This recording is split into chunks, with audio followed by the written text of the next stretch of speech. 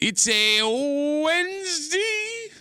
Yeah. It's a Wednesday morning in the break room. Rochester's Classic Rock 96.5. WCMF. How's it going, buddy? Pretty good, buddy. What's going on, female buddy? Doing good, buddy. It is a freezing start Yes. this morning. Brutal. 8 degrees right now in Rochester. We're not even gonna get into the 20s. It's cold jeans weather. Yeah. When you walk outside, your jeans get instantly cold. Stiff. Yeah. Like Tommy and I came in at the same time. If I didn't know he came in around the same time, I would have no idea who he was walking in. Why is that? Based on all the layers he was wearing. All you could see are his eyes. But even, did you have sunglasses? No, you didn't have sunglasses on yet. But you would in the afternoon. Oh, yeah. You looked like an old woman getting off of a steamer ship at Ellis Island, ready to start a new life with her family. Those were some tough broads, buddy. And she comes out bareheaded. Yes. Well, yes. Freezing, But I man. walk like 2 feet. I don't care, man. 2 feet is brutal in this weather. You know, it's funny. What? So our boss from Kansas City, who we've talked about on the show before, he is coming to town today. Okay. And he's going to be here till tomorrow. We're having dinner with him Ooh, tonight. boy. I know, no big deal, pretty exciting. But he called me yesterday and he's like, hey, this is where I'm staying. You know, where do you want to have dinner? And the place that we were going to have dinner, it's actually right across the street from where he's staying. So I go, oh, man, don't worry about it. You can just walk. Yeah. It's going to be 15 degrees. Yeah, it's going to be a cold walk. And this was a guy that was shivering in 45-degree weather in Kansas City when I was at that game with him. Okay, maybe who wants to pick him up? I can grab him. I'm right there. What? You're going to pick him up? Why not? Like, it's going to be a 30-second car ride, and it's still going to be the most awkward car ride of all time. I've never met him. I know. I don't even know what the guy sounds like. I say we let him walk. He's tough. All right. All right, we have a little bit of an issue in our offices today. What happened? Here at our studio. Somebody has clogged the downstairs toilet. So the upstairs toilet, the urinal's broke. The urinal's broke upstairs. How many toilets do you guys have in the bathroom? 2 toilets. 2? Okay. Well, we Upstairs is have, only un. Yeah, we have 2 urinals and 2, like, crappers. Right. Yeah. So somebody jammed it up? So, but here's the thing. So Man, who's taking an office jammer? Well, everybody was here yesterday. Man, that's a home jammer, man. You save that for a home game. All right, well, here's the thing. It ain't Road dump. It ain't a poop clog. It's a toilet paper clog. It looked like somebody took Well, like, it's probably overwipe. the same Somebody thing. was over wiping. Yeah. bro, whoever it looked like an elephant wipe because there's that much guy. Once in a while, you get one of them smearies. you just Were you a can't- smeary jammer? You know what I'm talking It about? sounds like a British breakfast. You want some smeary jammers? You ever had British food? It probably tastes like a. You know, it's kind of waxy. You just can't get it all off. What are you eating where Too that's much. happening? You know, it just kind of gets smeared. Are you swallowing candles? Well, you remember I was on that Weight Watcher crap for a while. So- it ran through you. All right, so you got your designated toilet that you like to take Yeah, your yeah, dumps yeah. in, right? Your home pot. All right, so I sit down, I walk in, and I see all this toilet paper jammed in this Yeah. toilet. And I go, that looks clogged. So I hit it. I hit the Oh, Oh, no, flusher. that makes it worse. Almost yeah. overflowed. Yeah. Almost, but it didn't. We were safe. But now I got to go use the other crapper. Right. Which is, now it feels like an away game, but that's fine. All right, I'll get it done. So I sit down, I do my morning business. No jammer, all Yeah. set. I go to reach for toilet paper. It's gone. No. It's gone. Now, luckily, it's like 4 o'clock in the morning, so I'm the only one here. But I had to do the sumo wrestler pants around my ankles Walk. out of the stall, into the other stall, get what I thought was the appropriate amount of toilet paper, sumo walk back in, Oh and my do my God. business. Well, we don't. Do you have plungers in their bathroom? Because I don't think there are any in the women's I didn't bathroom. see So one. like No, you're no. kind of screwed if you're Oh. if you're this person. Oh, yeah. You have nowhere to go. So we're down to 2 toilets now Yeah, for men in the whole building. and 2 urinals. 2 urinals, 2 toilets, 2 floors. Yeah.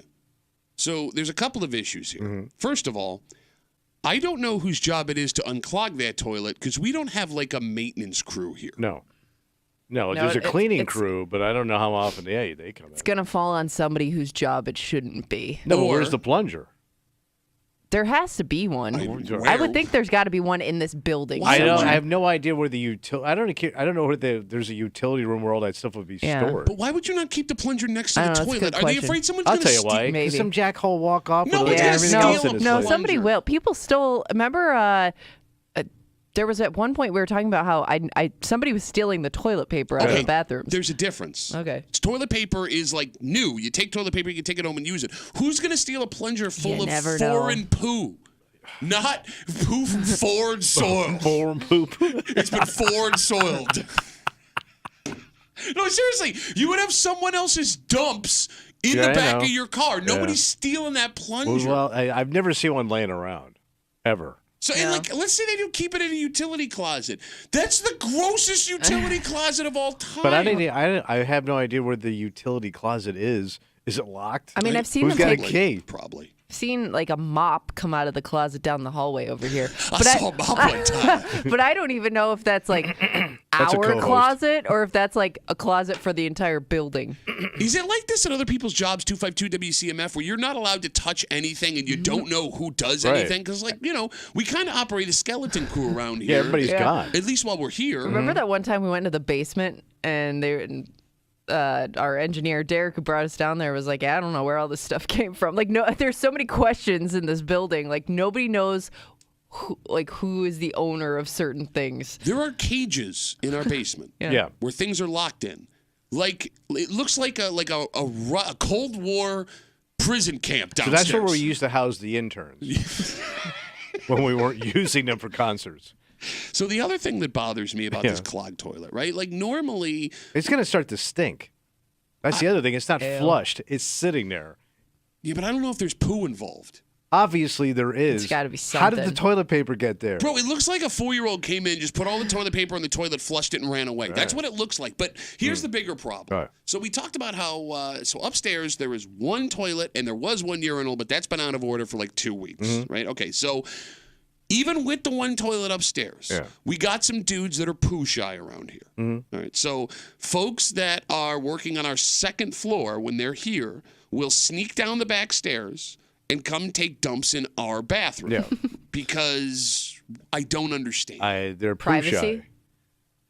But there's more people upstairs to walk in on you than down here. Okay, but it's not like anyone's going to push their face up against the door and look through the little hole who's taking a poo. And even if they did...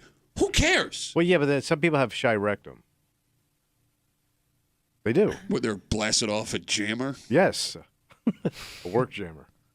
So they come down and they use our bathroom, which is fine if you don't clog the effing toilet. Because that was definitely someone from upstairs that snuck down the back stairs, wrecked our toilet. So now we've split. Yeah, thank you. Right? Like, that's someone that wears a tie that did that to the toilet. Yeah, it could have been one of our bosses. It's infuriating to me. I know. Infuriating. But I guess, like, if you're that person, let's say, like, you wanted to tell somebody about it, you wouldn't even know who to go to be like, hey, like, this toilet needs to be fixed. No man that has ever clogged a work toilet has ever told anybody. You split. You run from that like a crime scene. But here's the thing. That's what pisses me off. Because, look, if I did that, I would figure out a way to make it better. You have to for the next man. What do you do? You don't. If you can't find a plunger, what do you do? Because don't forget, I worked with some huge dumpers. Are you bragging? Kinda. Like the one guy I worked with, Joe T. Like, he had the most impressive dumps I've ever seen. Like, he had multiple stories of dumps in multiple states. It's a good thing that Kimmy's here now, because when it was a show of just dudes, things got way out of control. Like, we used to take Kimmy, we would take dumps, take pictures of them, and put them on a group text of each other's dumps. That's a thing we did, all of us grown men. Multiple men in that text chain. But the worst part is, like, you didn't even do it to gross the other person out. You did it because you wanted somebody to analyze it. Yeah, how impressive that thing was. Like, that was actually in a human being once, and that human being is still alive. It's amazing. Do other guys do that too? Like, now that we're having this conversation out loud, I don't know if these things are things that every man goes through with their job, or if we are the sickest, weirdest group of people that I've been on existed. 2 shows where it's been used as entertainment. Again. I know. Again. But the worst part is, out of that group, there was somebody that didn't want to be there, but they also didn't want to be made fun of for wanting out of the group chat. Oh, no. The safer move is you just keep getting the dump pics. Do not ask out of that group chat because you'll get poo shamed. Yeah, and you're going to get all of the poo shots. Like, I'm going to convince my buddies. I'm going to give them your number. You don't know who this person is, but every time you take a dump, send a picture of this dump to this guy. It's going to be raining poo on your ass. 252 WCMF. Somebody clogged our toilet down here this morning, and it caused all kinds of massive issues. Ended up with a sumo walk with a dirty rectum trying to get everything taken care of. All right, so does that mean the toilet's just done forever? I guess till somebody fixes it. No, but like we're at that point, right? Because like I know we're not the only place in Rochester working with shortages, right? Like in fact, there's a story we're going to talk about tomorrow where one of the best places to work in Rochester is looking to hire more people, which is insane. Like this has to be a common occurrence because the jobs that people don't want, and I would assume person who cleans toilet is one of those jobs. Tough job, right? Dirty job. Tough, long hours. No one appreciates you. Right. If you don't, you're the first one to get accused in a murder. I've noticed that anytime you watch Netflix, the first person they go to is the janitor. Well, he's here all night. He kind of keeps to himself. Smells like poo. Smells like my poo. What's that about? So how do you put that on like when you're trying to like get people to come work at your place? Hey, do you like a lively, energetic place? Also working with feces? Do you enjoy being accused of murder? No, but like, if you don't have to do that job, if there are other job opportunities open for you, you're going to take those opportunities. Sure. So there have to be other places like ours that are clogged. Yeah, that are operating with absolutely no one. And here's the other thing, too. It would have been very easy for me, I guess, if it's just toilet paper, to take my hand. But I'm not doing it. No. I'm absolutely not doing it. not. And the fact that I'm not doing it. That thought should never run through your head. No, but here's the problem.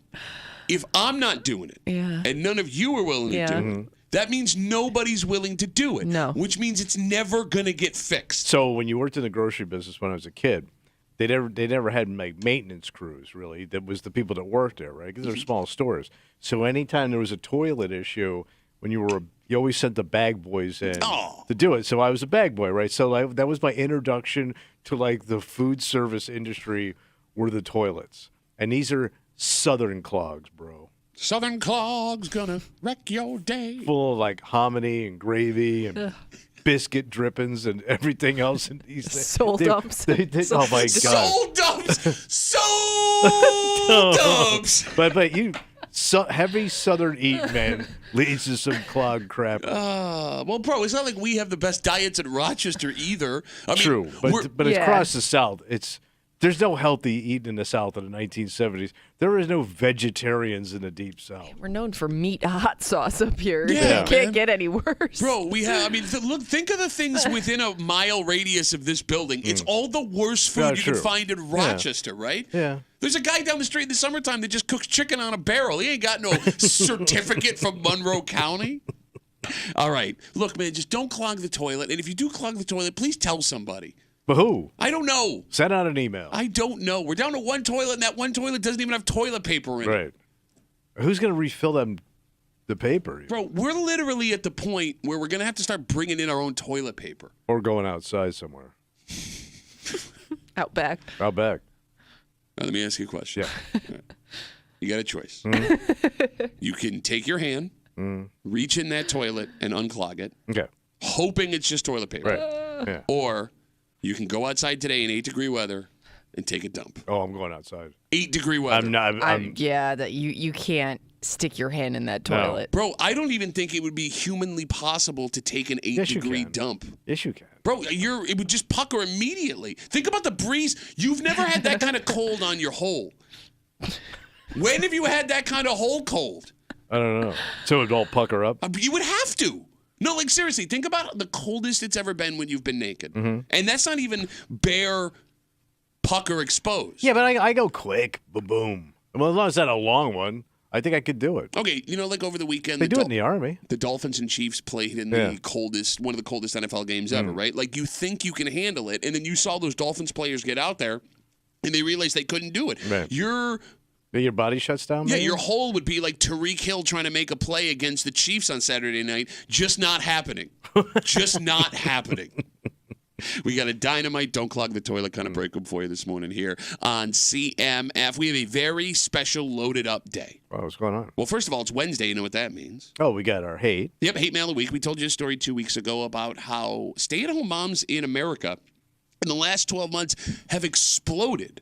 And it has nothing to do with traditional families. It has everything to do with finances. Okay. One specific expensive thing. And we'll recap that story for you before we get into the letter. But Tommy, we always say, like, normally when we have a discussion, we can see where the hate's going to be. Yeah, sure. Right? You can kind of anticipate what's going to make people angry. I promise you. No way. Huh? You will not see this one coming.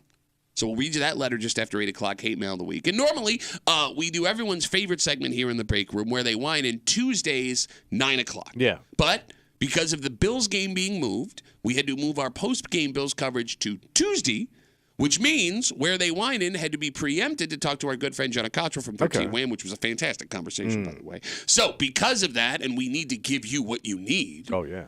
We also have, after 9, a very special Wednesday edition of Where They Whinin'. Wow. Where They Wednesdays. Okay. So we'll get to that just after 9 o'clock here in the break room and a whole bunch more. But first, Tommy, you're talking about the cold weather. Yeah. There are some folks who made a very serious investment, whether it was for finances, whether it was for the betterment of the environment, that are finding out that investment was not a great idea. Oh. Because what they were sold and what is actually happening seem to be very different. So the thing's tanking? Well, I want to talk to you folks that own electric vehicles. What happened to them? We'll get into it next to the break. 96.5 WCMF.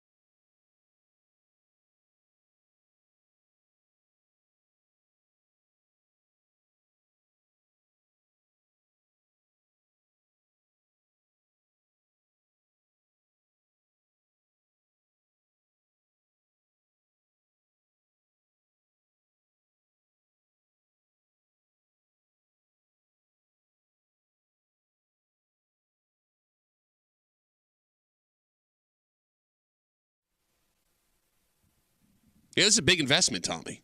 What's that? Well, and it's a big change from what we're used to. I mean, the way that cars have been designed have been pretty much the same for the last, 100 years? Oh, yeah, sure. So you had to go out on a limb to try this, but there were several promising reasons why. Yeah. And folks who went out on this limb have been finding out, especially recently, that maybe, just maybe, they pulled the trigger too soon. Oh, what happened? You're hanging out in the break room, Rochester's Classic Rock 96.5. WCMF, just after 6:45, a man in Henrietta was the victim of one of the most confusing crimes of all time. Oh. And we'll tell you the story just after 6:45 here in the break room on CMF. So story on 13 Wham last night talks about how people who own electric vehicles locally this weekend and nationwide all winter have been finding out the hard way how much cold weather affects their vehicles. So what does it do? So according to the story, when temperatures dip below freezing, heating systems in the car have to turn on to keep the battery from getting damaged. That, combined with the cold zapping the battery, can decrease its driving range by 41%. Wait, so the battery can't get cold? No, it can't. Or else it'll permanently damage the battery. And if I'm saying this wrong... Oh, permanently. So it's not even a temporary thing. 252-WCMF, if I am wrong, correct me, because the folks that have these vehicles, I'm sure, are more well-versed than I am. Now, this is audio. This is from a news story in Chicago over the weekend. These are people complaining about how bad things are with their electric vehicles in the cold, and one guy explaining why things got so bad. No juice, it's still on 0%, and this is 3 hours this morning being out here, after being out here 8 hours yesterday. Man, this is crazy. It's a disaster, seriously. We got a bunch of dead robots out here. It's not plug and go. You have to precondition the battery, meaning that you have to get the battery up to the optimal temperature to accept the fast charge. So how do you keep the battery warm? You you park it outside. People park here in the garage, which is completely open air. Mm-hmm. And it's, 8 degrees outside right now. So is there a way to keep the battery warm? So I guess there are products you can buy. And again, 252-WCMF, 252-9263. I saw something about a pump in the story last night. What does that cost? I have no idea. Because these cars are not cheap, man. No, they are very... But, the argument is what you're spending in the car, you're making up for in gas sales. And that was a great pitch when gas was $3.75, $4.50 a gallon. But, we're touching on borderline record low gas prices right now. But I thought they had all this stuff figured out because by now they were pushing everything going E, pickup trucks and big SUVs and Cadillacs and Mercedes. Well, all the Amazon vehicles, are those all electric? Are they a lot all of them? electric? Most of them I thought were. Well, but they also have big inside garages to keep those things, right? True. Do they? Or do they keep those but when outside? it's out running around, isn't it getting cold? But maybe they don't really stop and start it a whole lot. I have no idea. Okay, again, 252-WCMF. To the people that drive EVs, look, the story is one thing, a couple people's anecdotal stories, numbers on a paper. Are you having problems with this like people are describing? And was this something that you considered enough before you bought it? Did you even know? Well, I'm sure there are warnings. Yeah, but is it click and agree to this, click? Could be that. Right. It could also be, Tommy, sometimes when you make a big purchase. Yeah. All of those warnings that they will tell you about before you invest in that cool new thing you want, you completely ignore. I can deal with that. Yes. No problem. You get so excited. Yeah, you want the new cool thing. Yeah, that you take none of those things seriously. You just want that thing. So folks who own EVs, are you satisfied with that purchase, or do you regret being some of the first folks to do it? Well, they may not be listening because they're not in their cars right now. Well, look, because here's the thing. The idea of an electric car, it's intriguing. Yeah. Right? Not having to stop at a gas station is intriguing. Just being able to charge your car in your house overnight like your cell phone is intriguing. Yeah. But at the same time, the thing that kept me from really looking into it, and I don't know about you, I don't want to be one of the first people to jump on the technology. No, and I could just see myself forgetting to charge it or doing something and go, God damn it. Yeah, it ain't like your cell phone where you can tell your wife, just email me. You have nowhere to go. Yeah, it ain't like you just run to the gas station and fill it up. You got to plug it in and wait. Yeah, and there is something to be said for when any new technology comes out, letting other people use it. The glitch. Work the bugs out and wait for the price to come down. Because you told us 2 weeks ago when the VCR first came out, you went and jumped on the VCR. Yeah, a top loader. And what did you spend on that? $800 to watch porn. In what year? 1978. So it was a Panasonic top loader. So today, that VCR would be worth $25,000. Yeah. Right, yeah. I don't know, like, how long are you looking and waiting before you roll the dice on something like this? Because I know that there are other people, because you've mentioned before, like, the idea of an electric car, it appeals to you. I drove a hybrid for a little while when I was driving with Doan years ago. And, went from gas to electric, but it was a super expensive car. It was way more than the regular car. Sure. It was an Altima. But, like, the whack was high on it. But they said, well, you save on the gas, but when you did the math, you really weren't up much. Okay, but here's the thing. I don't know how much I trust your math because we're both bad at math. No. I did Southern math. So, okay. Yeah, so I was on the negative. Well, it's funny you bring up Southern math because there are folks that make the argument, if you drive in a cold weather climate, maybe right now is not the time for the electric vehicle. But if you drive in other places in America, you're totally fine. And that's also a problem, too. Yeah, and they found out the hard way. Well, okay. I don't know if we're going to talk about the same thing. Go ahead. It's not just the cold that messes with the electric vehicles. When temperatures get above 95, they say it can decrease the driving range 1/5 of what it is. Wait. That way it gets too hot? Yeah. So where are you supposed to drive it? The food court at the mall?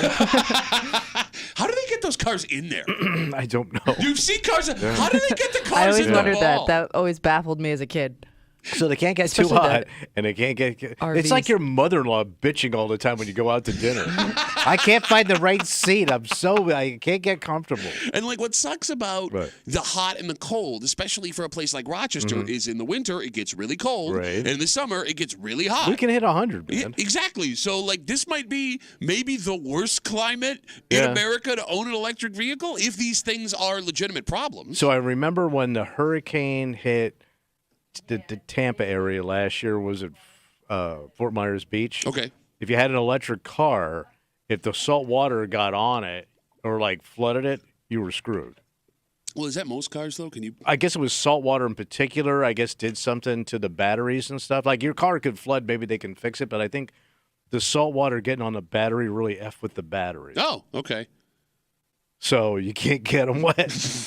Well, can't keep them too dry. Can't keep them too wet. No, I was also reading that you can't get a traditional car wash with some electric cars. Like you can't take them through the car wash; it'll void the warranty of the car. So what do you got to just hand wash it? I have no idea. You got to pay a kid. Hey, kid, come here.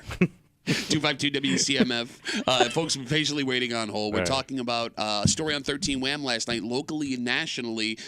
People are finding out with their electric vehicles when they go to start them in the morning, either they're not starting because the cold is zapping their battery, or their range is like decreased by 40%. It's like your gas tank only being 60% of your gas tank out of nowhere. Let's talk to Nathan. Hey, Nate, what's up, buddy? Hey, I was just listening, and when you brought up about the Amazon electric vans, I actually have some insider news about that. My boyfriend works at Amazon. Oh, was this insider, Nathan? I'm sorry. He works at Amazon? No, my boyfriend, who's also named Nathan, does. Wait, hold on. Wait, you're two Nathans? You're two Nathans in a pod. Yep, even better, we both were born on the 4th of July, so it... Wow. It freaking works out. Yeah, but when Strangely specific. Well, hold on, man. When you're having sex, you're calling out your own name. You like that, Nathan? Yeah, Nathan likes that, Nathan. Nathan having a good time? Yeah. Who's my Nathan? How did your mind go there? He works at Amazon, and first of all, they don't park them inside. They're all outside. I've been there. I've dropped them off. And they're all outside, and for the past couple of days, they've actually been having issues because the fans have been pretty much dead because of this cold weather. That's so not they good. were having to, they've been having to scramble and find like the older, like the Ram vans and stuff so that they can deliver. Or they've been even borrowing U-Hauls to deliver. Or the old Plymouth Polluters. That was a quality ride. The Plymouth Polluter. All right, so Nathan, like what we're seeing here in these stories, it's a legitimate gripe then. Yeah, and you would think that they would park the electric vans inside, but I guess they don't have the space. I think the warehouse is just, it's not big enough for it, but it's a big freaking warehouse. Well, Nathan, thanks for the call. Tell Nathan we said hello. I will. All right. Love it. Thanks, Nathan. Have a good rest of the day. Could you date someone with your same name? No. Okay, so I know. Because I don't go that way to begin with. Okay, first of all, you haven't tried everything. All right, I have not. I'm gonna say that's got to be more common with people under a certain age because, like in your day, like people were named like traditionally masculine and feminine names, whereas I know like a lot of people, like women with like a traditionally like guy's name, like Bobby. You know what I mean? Well, yeah, I know a couple of Italian girls named Tony. Right. Yeah, exactly. So it has to happen more often than we think. Right. So going back to the electric vehicle conversation here. So these concerns that we're talking about have affected the sales of electronic vehicles. Why do I keep saying electronic? Well, yeah, I know what you mean. Okay, EVs. Story says there was a drop-off towards the end of last year in EV car sales, which is strange because up until that point, they were all trending up. Yeah. But I guess the more of these EVs that get sold, the more problems you're going to hear about. And the longer this goes on, the more likely you are to know someone that drives one, the more likely And you they're are going to need a lift. the more likely you are to hear their complaints. Yeah. There is one very strange thing, though, about hearing all of these stories and problems. What's that? You brought up EVs cost a lot of money. Yeah. Right, Kimmy, could you Google the average cost of an EV four-door sedan? Like a Tesla. Yeah, but I know GM has a couple of them. Like Tesla's the name you think of because they were one of the first ones to mass produce it, but other car companies have been catching up, right? Normally, when someone spends a ton of money on a big-time purchase, think like a boat or an RV, you never hear the owners of these things bitch about how much they suck. You never hear them talk about the problems because when they do, it makes the owner of that thing look really dumb for investing that money. Or a sucker. So if these issues with the EVs are being heard, they, one, must be legit, and two, big-time problems. For you to spend the amount of money you would need on an EV and then afterwards be like, this sucks. Because it's so funny. Yesterday when I left, because I park right next to where the charging stations are in this lot over here. Nobody was charged up. Well, is there anybody in the parking lot in general? No, they were there. Okay. By 10 they're coming in. Okay. But there were but there was nobody there. So I wonder if they got all screwed yesterday. Yes, about the cost. I mean, it's a huge range. Okay. For everything from like, I don't know, like almost like 40,000 to, well over 100,000. I didn't think you'd be able to get one for 40. Well, I know Tesla makes one that looks like a Ferrari. Like it's like fast and cool looking. It's like you see that car? It's like fast and cool. It's cool and fast. And it ain't going anywhere. I named it Nathan. Double Nathan. All right, let's take a break. There is a man in Henrietta who is very confused. Oh. Very confused. Because he went out to go shop for something that he and his wife needed. And he ended up having to talk to the cops. Because he was the victim of the strangest crime you will hear all week. Wow. And we'll get into the story next in the break room. 96.5 WCMF.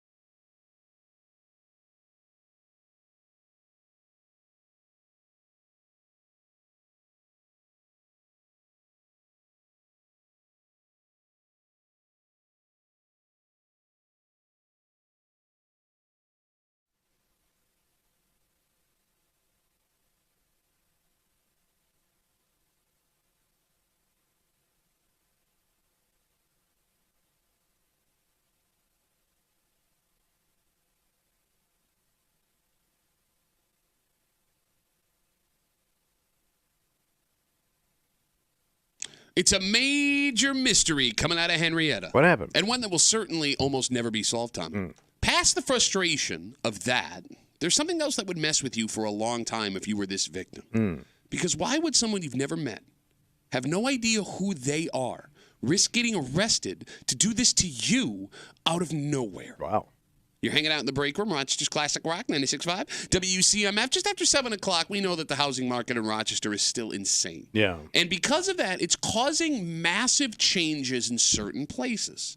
For example, there is a town in the greater Rochester area that forever and ever and ever has been known as an old town. Oh. Old folks, old sensibilities, old ideas. Old school. Yes, and folks that lived in this town do not like change. Oh, no, they don't. What's weird about that is in the last couple of years, this is one of the places that young people have been flocking to buy. The change is going to come. Change might be coming now. Uh-oh. Down by the river. We'll tell you which town we're talking about and get into it just after 7 o'clock here in the break room on CMF. This story, Tom, comes to us from Henrietta, specifically a glasses store. Like a sunglass store? No, like reading glasses, okay, like prescription all right. glasses. Eyewear. Yeah, you got it. Thank you. I was thinking like the Sunglass Hut or something like that. No, this is a prescription glasses store. So police were called to this location after a customer says he and his wife were shopping for new glasses when a man entered the store, walked up to him, and punched him in the side of the face. Wait, sucker punched him? Walked right up to him, cracked him in the jaw. So they know each other? No. Wait, so this just random dude sucker punches and then what happened? The victim says the man who was punched has no idea who the assailant was. And then what happened afterwards? A guy apparently took off. Wait, he didn't take his wallet? Nope. He didn't grab a pair of glasses? He says that the total stranger walked in, cracked him in the face, and took off. The report does not indicate whether or not this man was arrested, which is not great for the victim of this crime. Right. And it also doesn't say he tried to fight back, which I'm sure would bother most men after the situation was over. I mean, you get it. You got sucker punched, right? Like didn't see it coming. Yeah, had to hurt. Don't understand. Had to hurt like a bitch. Yeah. Fine. But what makes it like the worst here, past the pain and the confusion, it happened in front of your wife. Yes. Which is a little emasculating. And the whole staff at Eyeballers. Oh, you got eyeballed all right. And look, it's not this guy's fault, right? But getting punched in the face in front of your wife, I think is a top 3 thing all men are like scared of. Yeah. Especially in that way where you had no defense. Like you just took it, because you didn't see it coming. But if you didn't go down, props to that guy. But there's no way to convince your wife that you don't know that guy, because that would not make sense to your wife. That some guy would randomly walk into the store and punch you in the face, and you go, I don't know who he is. And she would have to go, you have to know him. What did you do? But you say that wouldn't make sense to your wife. Who would it make sense to? I mean, anybody looking at that situation would think that. But I would think my wife wouldn't believe me that I don't know that guy. You're right. Yeah. You know what I'm saying? I don't know. But why would he do that? He didn't punch anybody else. What did you say? Because, I got a big mouth, right? I'm always, jerking around. But if you're shopping with your wife, how could you have said anything to that guy? No, maybe he may have followed me from something else I did. But she was probably with you if you're there. Well, how long has he been following you? 4 days? You never know what a nut's going to do. 252-WCMF, 252-9263. So with the details we have in the story, man shopping for eyeglasses with his wife in Henrietta. He's standing there. Guy walks in the glasses store, punches him in the face, leaves. Jesus. That's it. Yeah. There are a couple of things we may be able to deduce as to why this happened. Reasons why. Okay. Potential 1. This is just a crazy person who did a crazy thing, and this man shopping for glasses was the unluckiest guy in Henrietta that day. Right. Very possible. 2. Could this have been a case of mistaken identity? But wouldn't you say something like if he was actually had a personal beef with somebody, wouldn't he punch you and have some words with you? Some people, they're more action than speak. Okay. All right. So you get punched by a mime? Well, I mean, look, it's possible he saw the guy outside walk in, thought that was someone he had a problem with, walked in, cracked him. What did he add? I mean, that's how World War I started. Yeah, true. Yeah. Potential 3. This man who was punched did something to piss off this man and didn't realize it. Okay, which I cut think, him off like a road rage type of thing? Exactly, yeah. And he waited outside for him or something? Took the spot in the parking lot? Yeah, like this guy would have had no idea that he pissed him off, was just minding his own business, but that man took it as a slight. Right. I think that is a very likely situation here. And the 4th one, and this is the one that gets dicey. All right. These guys actually know each other, even though the victim is claiming he doesn't. Okay. Because he doesn't want to Playing look dumb. like the bad guy here. Well, I mean, that could be. Well, the victim wouldn't really look like a bad. I mean, you are the victim. There's a backstory that ain't so good. Exactly. It Okay. depends on why the guy wanted to punch him in the face. And I'll ask Tommy this question. Again, we're just speculating here, right? We're trying to figure out why a man would just be randomly punched in the face at a store in Henrietta. But Tommy, let me ask you this. Yeah. Why would a man who was punched in the face by another man in front of his wife claim he did not know a man who actually punched him in the face? Because he was messing. It happened to my buddy. What do you mean? So I told the story before. My buddy was banging some chick that was married at the grocery store, and he just bought a brand new pickup truck, sweet, all the bells and whistles, parks it out back in the employee parking lot. And the guys go in early in the morning. Sure. Guys come in a little bit later. Go, man, what happened to your truck, man? He goes, what are you talking about? I just got it. He goes, yeah, what'd you do to it?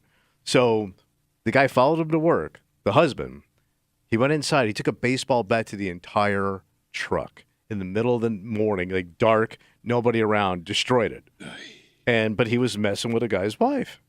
Did he call the cops? Of course not. Well, he probably called the insurance company. Yeah. But wouldn't you have to call the cops to I call think the you should insurance file a company? He may report, have, no? I don't know, but he knew what he was doing. Okay, so that creates another issue. And again, we're not saying that's what happened Right. here in the story. But that could be an issue. So, like, if you are in this situation, if someone finds themselves in this situation, right, like, if you call the cops, because the cops came here, right? This is a police report. Yeah. That's where we got it from. Do you think the cops pull him aside? Because they're investigating, They got to ask questions. right? Like, do they ask him, hey, man, Seriously though, do you know this guy? are you Right. sure? Yeah. Yeah.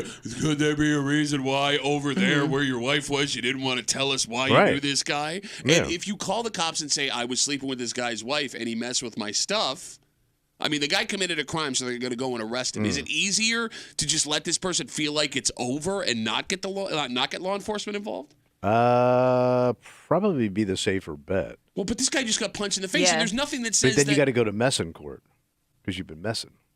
You got to go in front of a messing judge. That's just regular court, regular judge. And I guess my fear would also be: is it over now? Did he get his punch in and it's done now, or is this guy going to come for me again? She's right. I mean, Yeah. who's to say that he doesn't go home, get Right. angrier, and come back with something Right. else? Yeah.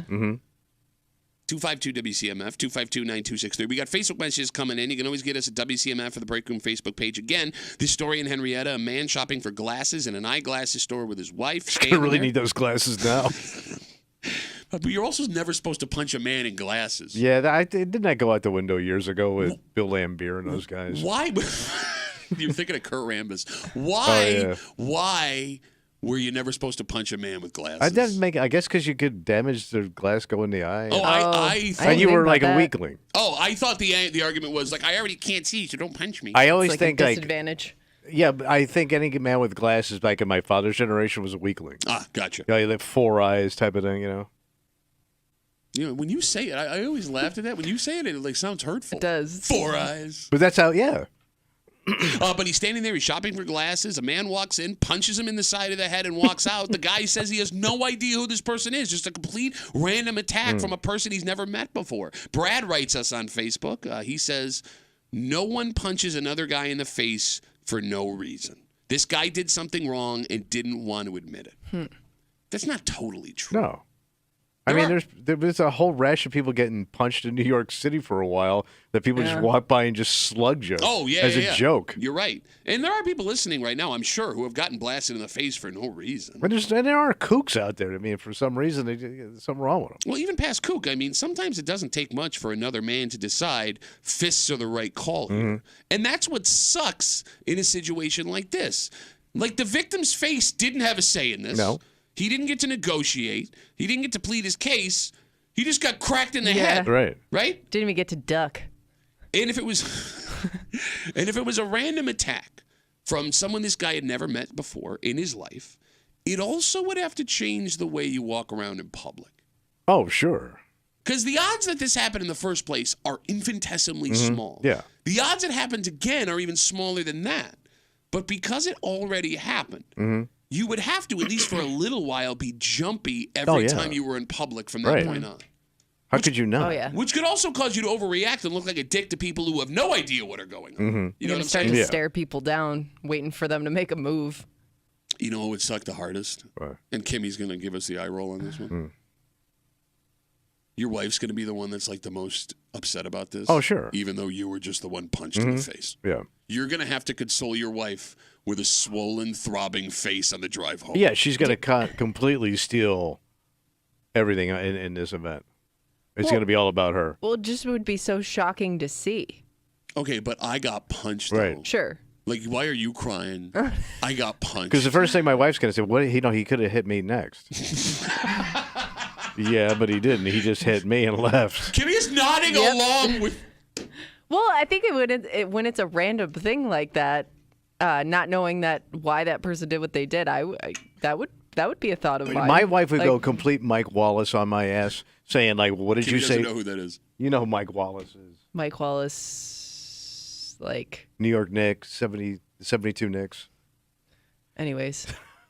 So she would accuse me at some point, not accusing, but going, "Well, you must have said something where you're always joking around, and people, they don't know you're joking." Like at some point, she would have to think, "There's no way somebody just randomly punched you. You must have done something." But I also get that coming from if it happened to you, because you've talked about how many times you've been threatened by people that I would think this is somebody in your past. Yeah. That's been waiting for this moment their whole life. But again, like, how long are you holding a grudge, and what are the chances? I don't know what you did it to all piss came people together off. then. Ah! Like they followed me up from like Tampa, but just waiting. Let's go back for a second, because as I bring up that point, like, your wife is going to take all the sympathy away, and you're going to have to comfort her as you're the one that got hit. Kimmy, you didn't argue once. You just nodded your head along. You don't see the problem in that situation? What do you mean?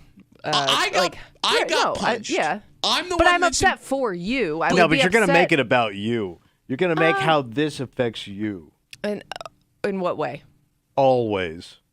From everything for the rest of the day. Okay. I can't believe that happened. I'm very scared. Tommy said he could have hit me next. I think it would be a scary What situation. if the children were here? Ooh, that's a good one. Yeah. Like the rabbit hole we're about to go down that I have no control over. I want to get punched again. All right, so if you're walking out in Henrietta shop for eyeglasses, watch your face. That's right. Watch your mouth. Speaking of watching your mouth, in this town, you got to watch your mouth. Yeah, what happened? Well, it's a town full of people that have been there for a long time. Oh, yeah, and they're pretty mouthy. Yeah, no, it's mouthy town. They will let you know when you do something they do not like. And it's weird that this town has had this reputation for as long as it has. Like, when you hear the name of this town, you think old school. Oh, yeah. And, there's a charm to that. Yeah. What sucks about an old school town is it's hard for new people to assimilate. Oh, yeah, you ain't fitting in. Okay, but what's weird about that is with the housing market as crazy as it's been in Rochester, this town specifically is the #1 housing market in the country no kidding. For this. Wow. And it sounds like this old town is getting real young real fast, which cannot sit well with the folks that have lived there for a long time. And we'll get into it, tell you which town we're talking about next to the break room on CMF.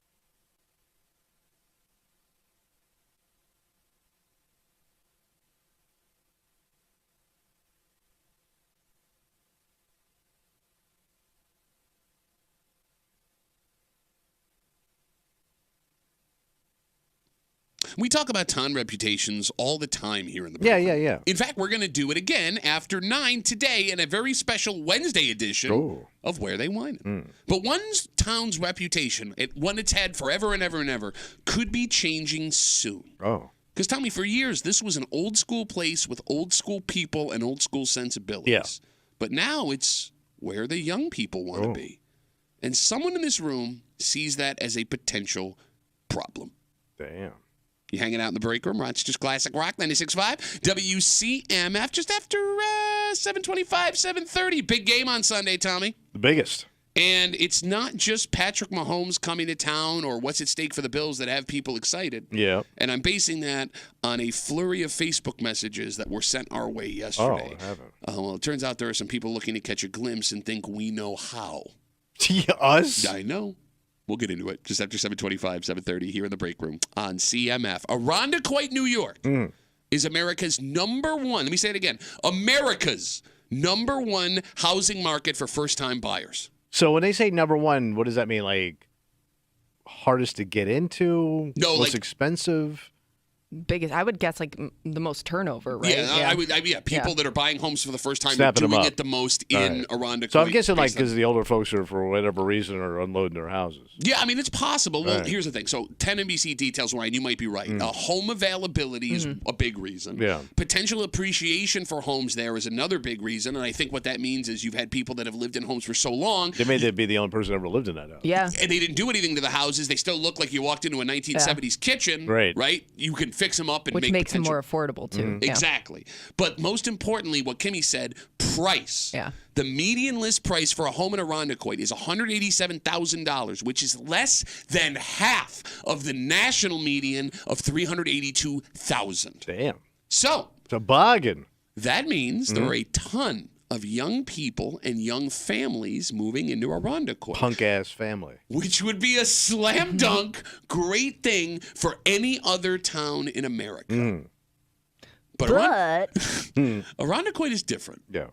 It is an old school place full of old school people that are set in their old school ways.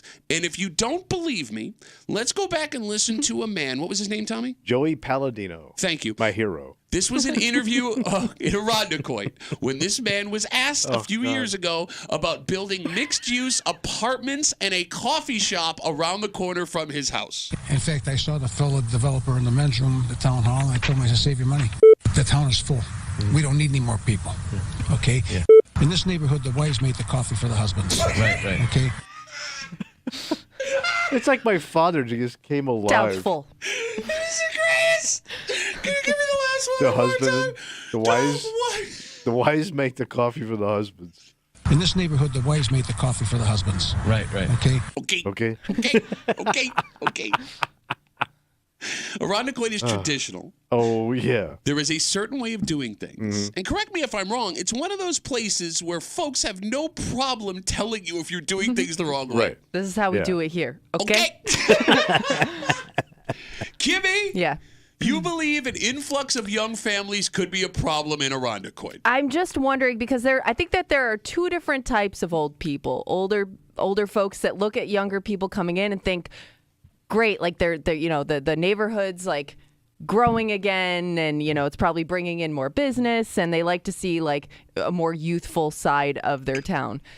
Then there is like the set that they don't like any disturbances, right? So new people coming in, they're going to be loud. There's going to be people outside. They're going to have friends and family over. There's little kids running around. Like they are used to a certain way of, at some point, like that neighborhood was aging, I'm guessing. So, it was quiet. You knew your neighbors and y'all lived there for like the last, however many decades. Right. And now change is coming and you don't like the change, good or bad. All right. The phone number is 252-WCMF. I would love to hear from you folks that live in Irondequoit, have lived in Irondequoit, folks that just moved to Irondequoit. What has your experience been? If you're someone that's been there for a while, are you welcoming in these new families? Because Kimmy brings up a great point. This is great for the town, right? These are people that are going to be there for a long time. They're going to be improving the homes that they're living in, ideally, right? It's tax money coming in. It's money for local businesses coming in.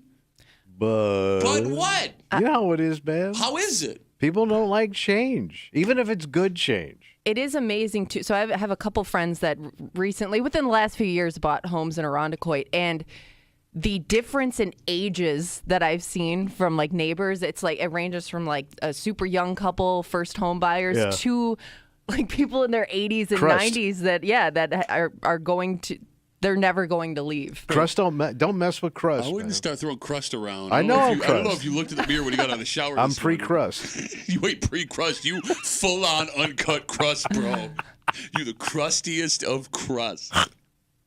Outside of Irondequoit, why do some towns in the greater Rochester area always feel younger than others? Like if I asked you guys right now, name a young town in Rochester, what would your first thought be? It would be a young town would have to be something like a Webster. Webster. Why does Webster feel young? Well, because there's a lot more development out that way. Yeah. There's more newer homes out that way. You know what I mean? All right. I think new builds, like those big neighborhoods that are popping up. That's a really good call. So you got to go to the outskirts a little bit. You're right, because Irondequoit seems like a town, and correct me if I'm wrong, that they've kind of built everything they can in Irondequoit. Right, it hasn't changed much in many, many years. And like when you drive through a lot of those homes, like especially down by the water, like they all look like they just were built after World War II. Yeah. Right, those post-war homes. Yeah. So, that's a really good point. But Webster's expanded, they got like the super Walmarts out there now. They've opened it up, more shopping. Okay. So towns that have nowhere to go are the ones that are the oldest. Tight towns. See, like East Rochester. It's small. Yeah. Brighton, it's small. And those do feel like old towns. They are. The homes are very old. Okay, I would make the argument Gates is the same way because it's got nowhere to go. Here's what's weird. Greece feels like an old town, yet Greece has been expanding constantly for the last 30, 40 years. Yeah. Why is that? Because the kids don't move far from their parents. Like you get your starter house is going to be within walking distance of your parents. Okay, you're basing that on one family we know who works here. But I'm right. You might be right. Yeah. So that's why Greece, despite all of the new builds, like every year there's a new complex going on. It's all family.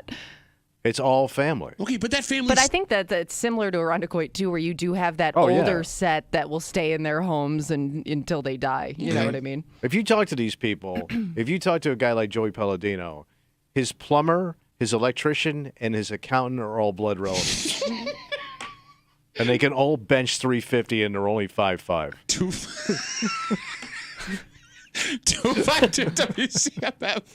Story this week, Irondequoit, New York is the #1 housing market for first-time home buyers in America. So you have a lot of young people and young family buying homes at Irondequoit, which is a great thing for any other town, except potentially Irondequoit because it's a very old-school town with old-school sensibilities. They like things the way they like them. And once again, the proof of that is this man, Joey Palladino, who a couple of years ago was upset they were trying to open an apartment complex and new coffee shop. In fact, I saw the fellow developer in the men's room at the town hall, and I told him, I said, save your money. The town is full. We don't need any more people. Okay? Yeah. In this neighborhood, the wives make the coffee for the husbands. Right. Okay?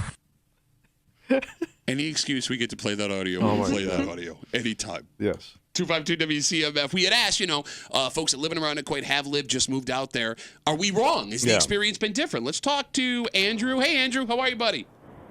Good. How are you guys doing? Good, brother. What do you got? Well, my mom never made my dad coffee, so I guess that's why it didn't work out. So I grew up in East Irondequoit. I work in West Irondequoit now. West Irondequoit, I'd say 50% to 75% of the work staff that I work with in the schools are Irondequoit graduates. They've all grown up there, and they come back and they live there. And that's why the schools are so good, because those people care so much, because that's where they came from. East Irondequoit, there's a lot more turnover because a lot of the houses are rental properties.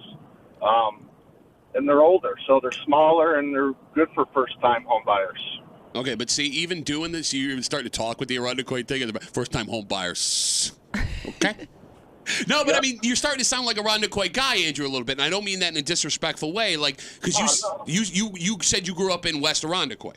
East Irondequoit. I grew up in East Irondequoit. Okay, but you work in West Irondequoit. Okay, I'm sorry, I misunderstood. Gotcha. Yep. All right, so you're saying that West Irondequoit, is that more Irondequoit to you than East Irondequoit? If you had to pick the most Irondequoit of the two Irondequoits, which one do you think it would be? Oh, heck yeah. West Irondequoit, they're saying is West is best. It's always been that way. So West is best. You trading son of a bitch, Andrew. Andrew, how could you? How could you? That's what I grew up listening to my whole life. Yeah. All right, Andrew. Thanks for the call, buddy. I really appreciate it. Yep. Have a good rest of the day.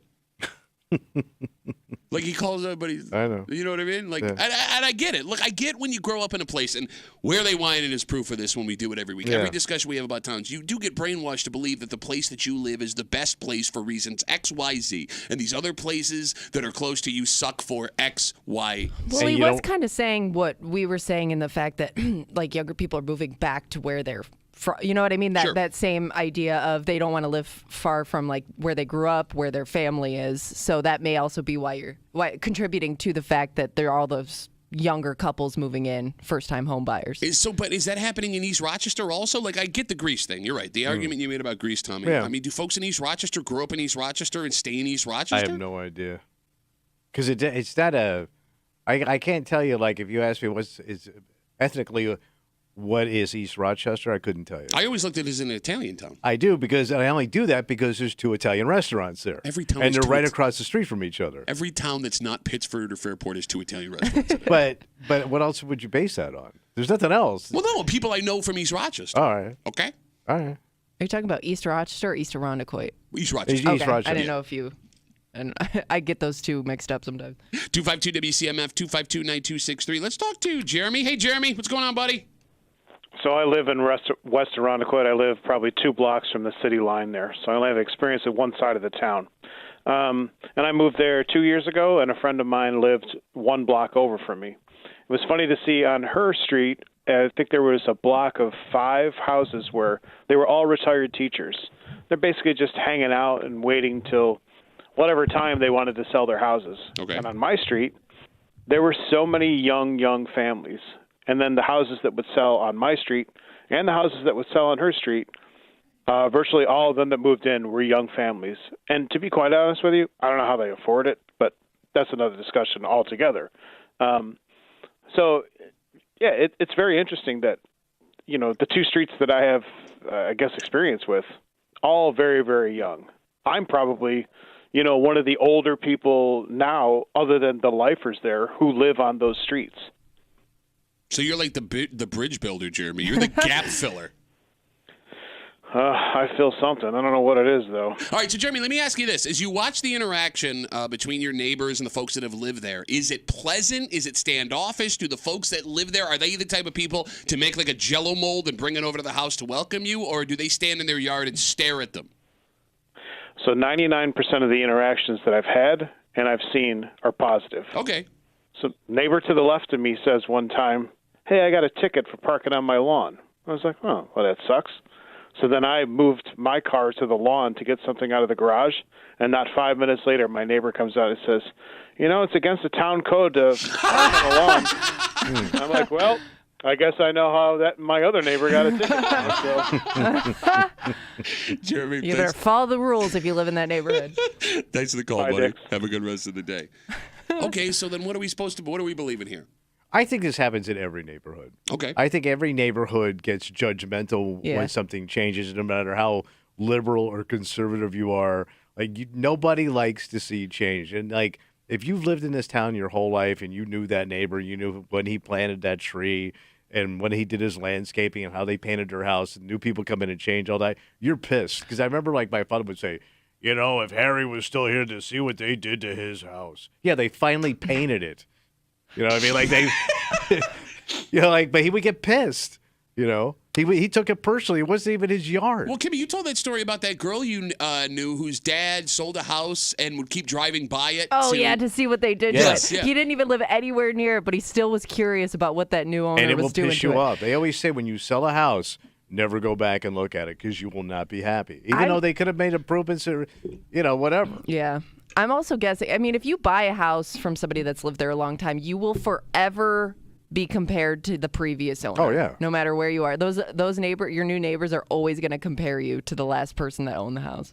252 WCMF with the news that Irondequoit has been named the #1 town in America for first-time home buyers. It's a little bit head-scratching for us in the room because, living in Rochester our whole lives, Irondequoit's always been an old-school town. They like things the way they like things, and they'll tell you if they don't like the things that you're doing. But it doesn't really vibe with a bunch of young people moving into the town. And we were asking, what towns feel young to you? You guys said Webster, right? We start talking about other older towns, right? Like East Rochester, a place that's built all it can, there's nowhere else to go. Gates, a place that feels like it's built all it can, nowhere else to go. Let's talk to Teddy. He's on CMF. Hey, Teddy, what's up, buddy? Morning. Happy New Year, guys. How are you? Okay, bro, it's January 17th. It's not Happy New Year anymore. Maybe it is in Indonesia. I haven't talked to you in the past month, dumbass. Yeah, I was starting to feel good about myself. Teddy, I'm sorry. Happy New Year. What were you going to say, bud? Yeah, you should be sorry to everyone. Hey, I think everybody choose a place they like because they're comfortable, because they know a lot of people around it. Here, perfect example. Majority Italian in this county is live in Gates. I'm really surprised that Tommy didn't live on that neighborhood. All right, so you're saying that, just folks want to live around people that they're comfortable with. So, like, Gates has a bunch of Italian folks, and those folks want to stay around other Italian folks. Yes. Okay, gotcha. So, Teddy, where do you live? I'm not telling you because you're gonna gonna drive around my neighborhood. I'm not telling you where I live. You call a guy a dumbass. All of a sudden you're being scared there, Teddy. What happened? What happened, Teddy? Yeah, I'm scared. Well, no, Teddy. The reason I ask is because go ahead, Teddy. I'm sorry. I live in Webster. Okay, so you live in Webster, and the reason I ask is because I used to live next door from Tommy. Different towns are known for different ethnicities, and it is weird when an ethnicity that you don't. You're not familiar. Yeah, move in. Like, Teddy, what was your experience when you moved into Webster for the first time with your neighbors? Well, here's the thing. I wasn't from here, so it's because I'm picking up a Webster accent. I wasn't here until I moved here, so I don't really know too much. But here's the way I look at it. Where I live, I just want people to leave me alone. I work freaking job. I never home. I just want to be leave me alone. Okay, that works. So were they cool with you? I'm sorry? Were they cool to you? Were they nice to you? Yeah, I mean, you know what? I don't really care. As long as they don't bother me, I don't really care. Do what you got to do. I do what I have to do, right? All right, Teddy, great call, buddy. Thank you for the call. I appreciate it. Dumbass. Bye. There goes Teddy. No, because that's the other thing, too, right? Yeah. Like, when we think of, like, ethnicities in Rochester, we think of the traditional ones, Italian, Irish, Eastern European, big Jewish neighborhoods in Brighton, right? Things like that. I've always wondered what the experience is like for people that don't fit those profiles and don't understand that you may be moving into a neighborhood that has a huge Italian influence or, Jewish bakeries on every corner or, Irish pubs every 15 feet. True. Because, like, where do you fit in? Do you need to fit in? Well, you got to fit into some point. You got to live, and you got to interact with people. So you're hoping it's smooth. But it doesn't have to be ethnicity anymore, is what I'm saying, right? Yeah. Like, you know what I mean? Like, there are hobbies you can have. There are shows that you're into. There are jobs. Those will bond you with people, right? It ain't 50 years ago, but it does kind of feel like people. Teddy's right. People still hold on to that identity part. Sure. And there would be a lot of pressure if, again, that person that lived there before you did participate in all those neighborhood activities and get-togethers, whereas, like, it's just not your thing. I understand, but those people are going to take that and be offended by it. Because I could see, like, let's say Teddy moves in. He's from Indonesia, right? Yeah. I know nothing about Indonesia. And we're having a block party. And Teddy goes, I'm bringing some of my traditional food. How many people are going to be going, what is Indonesian? Like, everybody's going to Google Indonesian food. Or they'll tell you about the time that they had the super Americanized version of that food. Oh, yeah, I love that. Talk about the big Indonesian? Yeah. All right, let's take a break. So this Bills game on Sunday is massive. It has to be the highest rated game of the year. Yeah. Outside of the Super Bowl, this has got to be it. I'm with you, man. And they're putting it right in that prime time slot. Yeah. Nance and Romo, they should have just stayed in town. They're going to be doing the game again on Sunday. You have a lot of storylines here. One, it's arguably the biggest Bills playoff game in history. 20 years, home playoff game. Two, you have Patrick Mahomes playing his first ever road playoff game. But that's not what had people excited, apparently, here in Western New York. And I'm basing this on a flurry of Facebook messages we got yesterday because it seems some folks want to try and catch a glimpse. and they think we know how. Okay. We don't. We haven't been to Kimmy's house. We'll get into it next to the break room on 96.5 WCMF.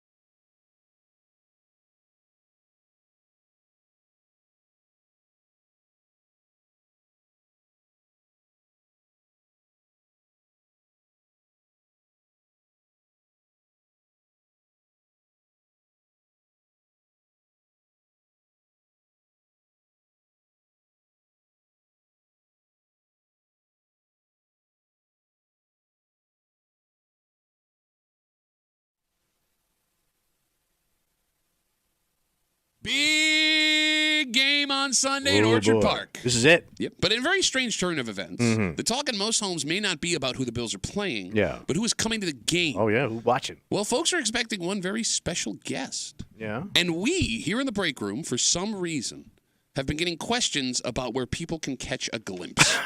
You're hanging out in the break room, Rochester's Classic Rock, 96.5, WCMF. Head to the contest page, WCMF.com right now. Yeah. Enter for your chance to win a pair of tickets to see America's AC/DC Thunderstruck at the Vine Showroom at Del Lago, Saturday, January 27th. 5 lucky winners will be randomly selected from the entries. Tickets are on sale right now at DelagoResort.com. Must be 21 years of age or older to attend a show at the Vine. So, with the Chiefs coming to town on Sunday for this divisional playoff game, everyone in Western New York is expecting to see Taylor Swift inside of Highmark Stadium. It's Hollywood coming to town. That's right. And here's the thing. Where Travis Kelce, her boyfriend, goes, she tends to be. Right. And you'd think, with her living a 45-minute flight away, it's going to bring her to town. Yeah. So yesterday, for some reason, and maybe it was our talk with Jenna Cottrell after 9 o'clock here on a postgame Tuesday, we were bombarded with a bunch of similar Facebook messages from moms and dads. I'll read you one just to give you an idea. This came from a mom named Brooke, and she writes us, Duffy, what hotel do you think Taylor Swift stays in when she comes to Buffalo? I was thinking it would be fun to try and stay at the same and see if me and my daughter could maybe meet her and get an autograph while my husband is at the game. It's cute. Yeah. I would probably think the airport Holiday Inn. Because it's so convenient to everything. She's not staying the night, right? No. I'm pretty sure that woman flies in on a jet. Yeah. And as soon as that game's over, she gets in that jet and leaves. Yeah. And like the Chiefs plane goes home right after the game. Why would she stay in Buffalo? But there's a bigger question to be asked about Taylor Swift this week. What's that? First of all, I am curious, 252-WCMF, 252-9263. There aren't people planning on just going to Buffalo this weekend to try and see Taylor Swift, are like there? to buy, to get a ticket into the stadium? No, I'm talking about like even before. hang around. Yeah. I that's happened at other stadiums, hasn't it? I don't know. Like hang out, like I thought like just to there get a were glimpse of her people coming like in? going just to see if they could, catch a glimpse of her on her way in. Because even if she flew into the airport, she flies in privately. Yeah. So she's not like going through the terminal waiting on her luggage. Well, you telling me I'm not going to bump into her at Cinnabon? No, right? I mean, they fly into that side airport where all the fancy planes are. She's going to get in a limo and go to the stadium. I wouldn't put it past anybody being on private plane watch that day. And here's the thing. Bills fans go and wait at the stadium for the Bills in that private area. So that area where they all wait. I guess you could go there, maybe see her. But you may not even see her because, that she could walk out of the plane into a limo and leave because the Bills, go into that building. Yeah. Maybe she don't. By the way, you keep saying also, limo. What is this, the 1980s? Get the limo, baby! Well, what do you call it? Those black SUVs like the president? It's probably a private car. Who gets in a limo anymore? She's not getting married. No, I think it's like a stretch black Fleetwood. Is she going to prom? Yeah. In her limo? Yeah, it's got like a Landau roof. Kimmy doesn't even know what that is. Nope. You don't know? You know what fine Corinthian leather is? You just said it. I don't know. Players Club, baby. Cordoba. So, but the weather's going to be horrible. So they're talking 3 feet of snow. Today. Yeah, but I mean, on top of all the snow they've got, I don't even know where you would hang out. I don't know what that's going to look like come game time. Where are they putting all that snow it's to hang?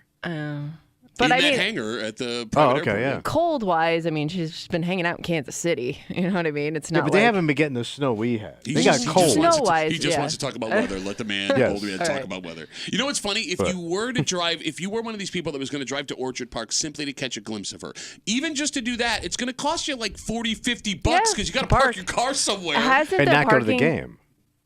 And you had to go early. Yeah. Because everybody's going to go early for this game, I'm assuming. Yeah, it's tailgate, man. So what time? So the game starts at 6:30. What time do you think hardcore tailgaters get to the stadium? Oh, I'm leaving my house. No, that's way too early. You'll die. I'm leaving my house at 10:30, 11. So I'll get 5 hours in, 5-6 hours. So you got to go super early just to get a spot close to the stadium to see her. Unless you park and walk and wait. But you're going to wait in 18-degree weather? Yeah.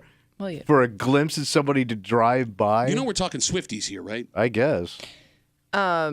I also think that the parking lots have been charging more for primetime games, so you may want to up your parking budget depending on how close you want to get to the stadium. Is there going to be Taylor Swift premium parking prices? Oh, a Swiftie lot. You know, there is a bigger question to be asked about Taylor Swift this weekend at the Bills game with all these Facebook messages we got. How can I catch a glimpse? And, like, here's the thing. You know, Brooke, I'm not making fun of you writing us this Facebook message. I get it. It's a cute idea for you and your daughter. You're trying to shut your kid up. She's looking for information. Right. She doesn't, I mean, if you've never been to a game, you have no idea. And you would be the mom of the year if you bumped into Taylor Swift in the lobby of a hotel, which she's not staying in because she's not going to stay in Buffalo. But the bigger question here, and we touched on this yesterday when we talked to Jenna Cottrell from 13 Wham. If Taylor Swift comes to this game, where do the Bills put her? Here's a fun fact about Highmark Stadium. All right. It is old as hell. It's why they're building the new place across the street. But because of the old layout of the stadium and the fact that they built the luxury boxes and suites 25 years after they opened it, there are almost no suites you can sneak her into. You have to walk through the main concourse of the stadium to walk into the suites, which would mean if you were to get her a suite, you'd have to put her in the mass of Bills fans in those tight hallways before kickoff. So then you got to bring in the National Guard, crack some heads. How do they... With the National Guard, there's still no... She gets through. She ain't getting through. How do they get, like, the owners in and out? So that's the caveat here. Yeah. There is one suite, I believe, that you can get from the tunnel and upstairs, and it's the owner's suite. Yeah. Do you put Taylor Swift in the owner's Well, where's, suite? like, the opposing owner sit? Maybe it's right next to that. Yeah, Jerry Jones went to that. He's popular, right? And people hate him. They got to have security to get him around. No, but here's the thing. I've seen people taking selfies. Robert Kraft, for example, is taking pictures with Bills fans. Okay. I think dress her up like Robert Kraft. No, I'm saying, like, I think you may have to walk through the concourse for the owner's suite also. I mean, maybe they'll just walk her through. No effing way. No effing way you can walk that woman. Bro, she's the most popular human on the planet. I know. And think about, okay. She's Lady Jesus. If you've been to a Bills game ever, walking through that concourse before kickoff, so it's tight. You are shoulder to shoulder. Yeah. You are rubbing. It is nuts to butts, She's got to be there super early. Anybody aroused, you're gonna feel it. Well, she could arouse some guys, and ladies too. Right? I meant other Bills fans. What I'm getting at is, like, even if you surrounded her with people and walked her through that, it is a wildly dangerous moment waiting. There's got to be a secret area that they don't let out to people. Bro. Considering the amount of major acts that they brought into that stadium over the years. So they think about a packed stadium full of fans, and they bring The Who, The Stones, Elton John, Billy Joel. Billy Joel could fit in. You know what I'm saying, though? So when they do those concerts, they set the stage up between the 20 and the 40 yard. So the back is totally open, so you can just walk them in and out there. Right. This you can't do. So maybe she don't come. I mean, that this could is be a why she blows off. Yeah. I mean, I don't know. She seems like she's kind of busy, so I don't know what she's got going on right now. She's been at it every game, though. Yeah, she flew out to Kansas City and missed sat a few in negative 5-degree weather to watch. But she was at Gillette Stadium for that game. She was in New York City for that game. Yeah, well, that's an easy one, probably. I mean, that stadium probably has better security. Doesn't even count. So right in her backyard. I mean, she's watching her own TV shows. It is funny whenever they show any primetime game, any big game, like they'll show like the one box or two full of random celebrities. They've never done that with a Bills game. The Google Dolls. Yeah.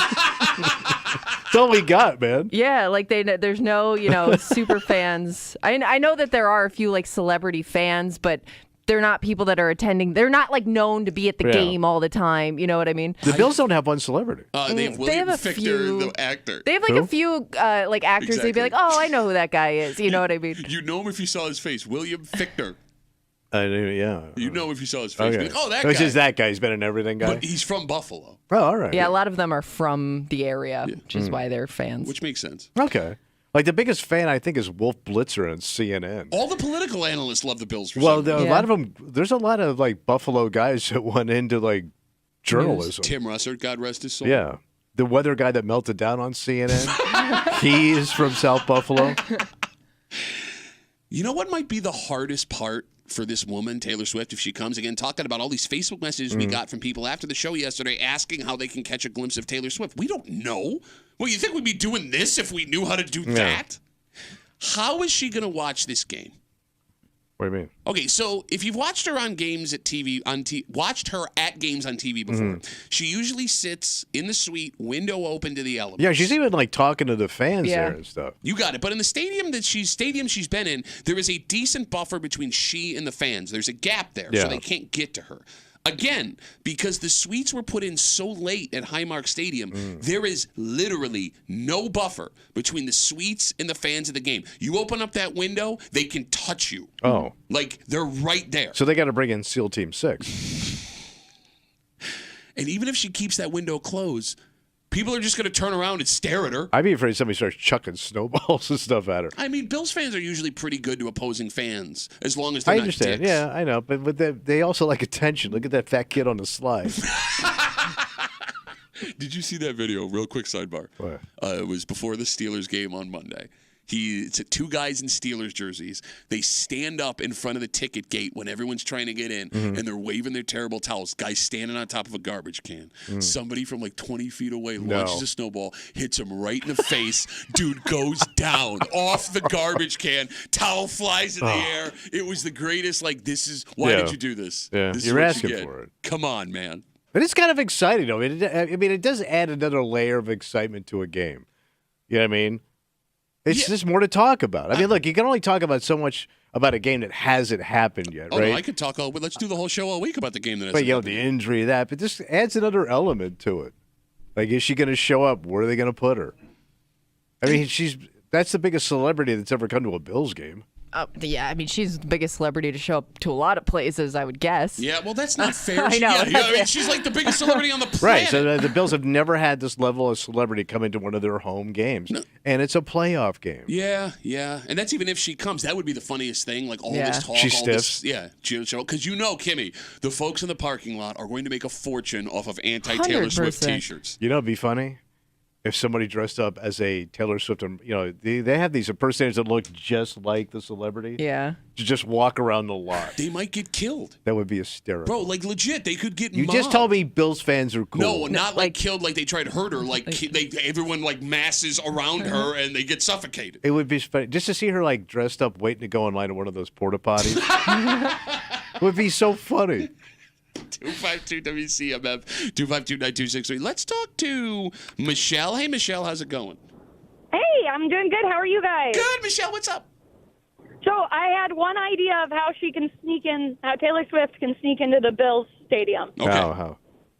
She's going to have to Hannah Montana it. She's going to have to slip on a brunette wig, slap on some sunglasses, sneak in like an average Bills fan. Boom, pop up, there's the box, there's Taylor Swift. Yes, you could do that. Nobody knows. All right, here's the problem, though. Even if you put her in a brunette wig and a beret, Michelle, the average Bills fan doesn't have a $10,000 coat and a $50,000 purse they're carrying with them.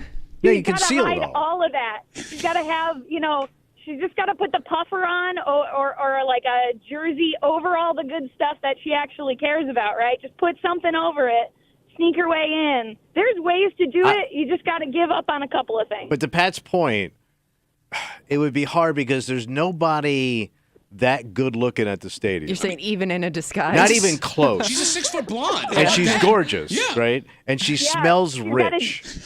Like, there's no woman in that stadium that smells that wealthy. Wait, so she's got to rub like a potato all over her? She would have to, like, roll in something, man. Like a Cocker Spaniel. Michelle, that was a good try, though. We appreciate the call. No problem. Thanks, guys. Have a good rest of the day. No, to your point, the seats that I have, the Bills must put the wives and girlfriends and kids and families to the so you section can see 'em? to the right. Yeah. I thought they were most of them in like a suite. No, so the higher end guys will buy suites for their families. So these are the schlubs. Not the schlubs, like everybody but Josh Allen. Okay. Right? So you can tell you can tell because they look different. Well, it's not even it's just money. Yeah, right? they look money. The things that it's not wear, like they're not wearing like your average jerseys. Like they have customized fill in the blank. Yeah, it goes even past that. Like there is something about people that there's wealth. We think of wealth, and then there's wealth. Yeah. And people with that kind of money carry themselves differently. They just look different. They're coiffed differently, everything. The jewelry, the clothes, and the kids. They stand out instantly. Instantly, that is somebody's wife, that is somebody's girlfriend. And this is the most coiffed woman on the planet. Okay, why is it creepy when you say that? Yeah, I don't know why. It's very off-putting. She groomed. all the way around. She groomed. Again, that made it worse. I mean, she probably is, though. She groomed? She groomed. I mean, she ain't one of these girls that aren't shaving their armpits. It's just coming out of his mouth. Well, no, I mean, I killed the guy, but I got to back him up on that. That area has to look like... Okay. It has to look like Augusta in April. Why? I agree with you. And you on CBS. See? Nance will be there. Oh, you know it. Hello, friend. Hello, friend. Hello, friend. Why'd you say it twice? I didn't. I think it breaks right to left on this one, Fuzzy. Facebook messages coming in. You can always get us at WCMF for the Breaking Facebook page. This comes in from Cole.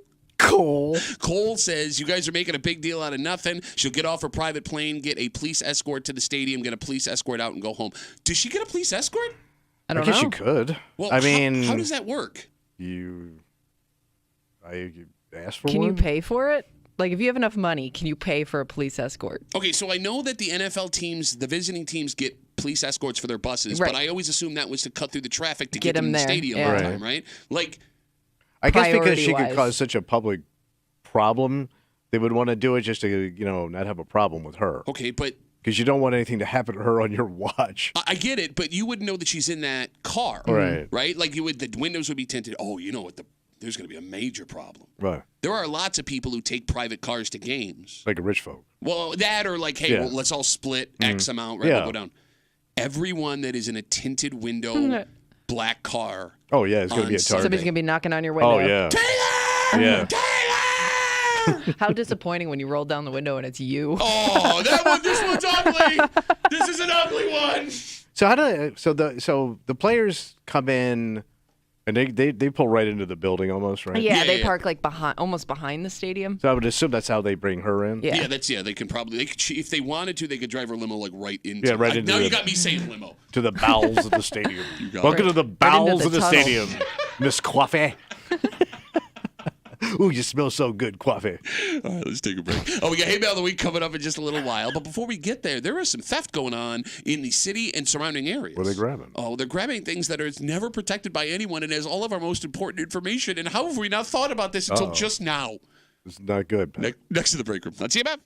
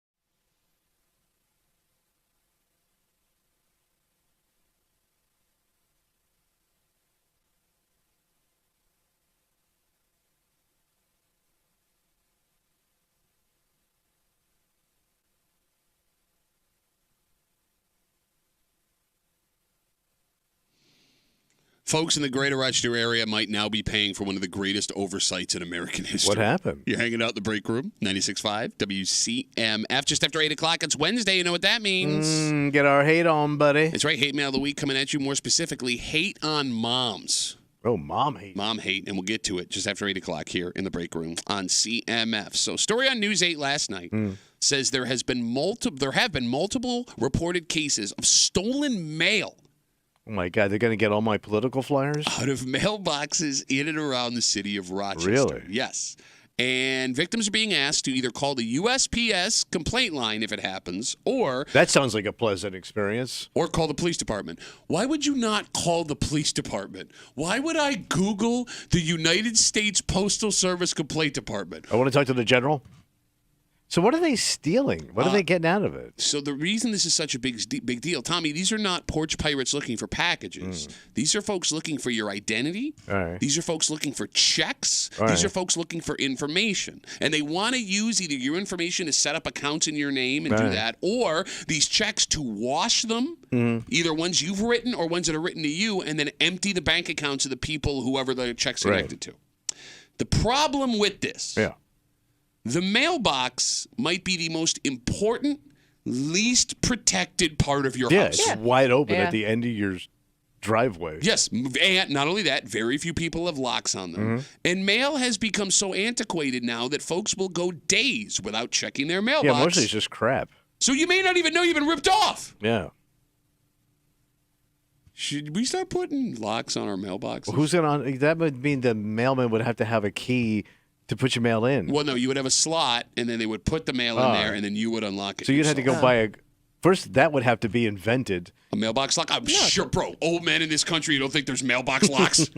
No, like that old, like the slot in the door you're talking about? Well, no, but you would have that in the mailbox door itself that's down on your post. Yeah, because there are two kinds of mailboxes, right? There's the ones that are attached to the garage or the house, and then there's the one that's a straight up mailbox, right?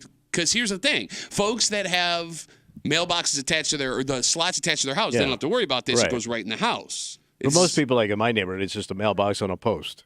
So can I ask a question? Yeah. Because you're right. Every house in my neighborhood has a mailbox on a post out at the end of the road. But when I grew up, every house had the mailbox attached to the house where I grew up in Gates. Right. Do you have to get like special permission to change that? Oh, I don't know. Because the mailman in my neighborhood drives around and just pops everything in the box. Where the mailman where I grew up had to walk around. Out and do it. Yeah. I don't know. If I changed it, the mailman would have to park the car, get out of the car, walk up my driveway, pop it in the front. I don't want to do all that, man. Well, could I even make him do that? You make him. You do it. Well, no. If I move my mailbox, he would have to do it. Like, is there like federal rules? Or is there town ordinances like your mailbox has to be like this? Because my mailbox sits on with 3 other mailboxes, right? Oh, so it doesn't get lonely. Right. So, but that's everybody in my neighborhood has multiple boxes on one post. So if you wanted to put your mailbox now attached to your garage, it would probably piss them off because everybody else, he could just pop it in. Yeah, but I got to be siding douche. Can you even do that? Do you have to like inform them? That's what we were trying to figure out. I don't know. Pittsburgh says no. Your mailbox has to be looking like this.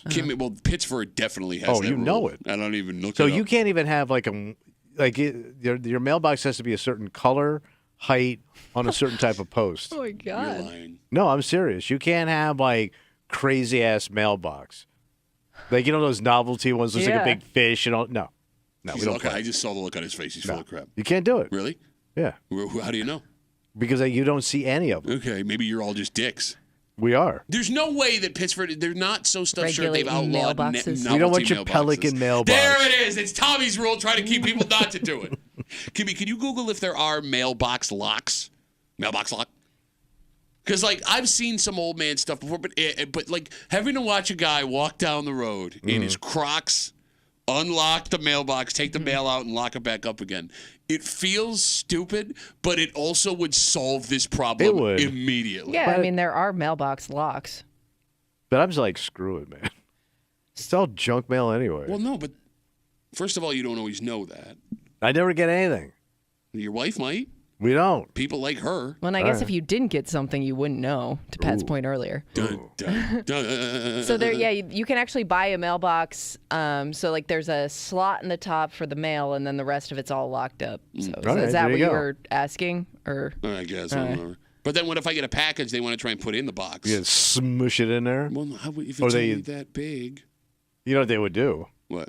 Just leave it at the foot of your mailbox. Or take it back to the post office and make you come pick it up. But I've been seeing now, like a couple of times, like I think Amazon's been doing this because I live in that weird driveway. Mm-hmm. Sometimes they just put the package right next to our mailbox. Oh, on really? the street. Yeah. There'd be a package just laying there wide open for anybody. Yeah, I've seen that. I love how you went from I don't even care to old man. It's just laying there, wide open for anybody. Wide open. Well, I don't think they can put it in your mailbox. No, they can't. It's So, all yeah, it'd federal have to property. be No, but sometimes like they don't walk it up. I mean, Yeah. they're just lazy. They don't feel like walking up. Or they're on a time crunch. Hey, I mean, it is next to your mailbox. They're just lazy. What a dick you are. Guy works 3 hours and 58 minutes a day, and he calls somebody else lazy. 252-WCMF, 252-9263. There has been mail theft reported rampant around the city and surrounding areas of the greater Rochester area. And these are folks that aren't looking for like packages and things. Yeah. They're looking to grab your information off of mail in your mailbox. They're looking to grab checks, wash them, drain these bank accounts. And it is insane that since the beginning of America, suburban America, we just put mailboxes at the end of our houses and we're like, that's fine. Right. Totally fine. All the most important stuff we get all the time. Now, I will say, because I live in an older neighborhood, there could be like a lot of older people getting Social Security checks and stuff like that through the mail. Somebody also mentioned W-2s. But like most of that's digital now, right? Can't you get your Social I Security? think they still send it, though. Oh, I heard you like it that way. I do. I really like it both ways. It's nice to have the option. Like that's what sucks. If you want to go old school and analog, you are the most susceptible. But then as we talk about like the online stuff too, we also found out like during COVID and like for unemployment benefits, that was all digital. Yeah. And like your husband got ripped off on that. Yeah, he had his identity stolen during COVID, yeah. Through unemployment. Mm-hmm. He got double unemployed. Well, he hadn't even filed yet. He found out when he filed that somebody had already used his name and information. All right, so I guess the only thing to do is to set up a sleeping bag and sleep near your mailbox at all times. All right, it's Wednesday, it's 8 o'clock. You know what that means. Oh, we get our hate on. Yep, that's right, Hate Mail of the Week. And this comes off a story 2 weeks ago that was shocking. The amount of stay-at-home moms that now exist in America. Yeah. We thought that time had passed. Right. And it's like I told you this morning, Tommy. Normally when we do a story, we know where the hate's going to come from. This one, you will not see coming. Okay. And we'll get into it next here in the break room on 96.5 WCMF.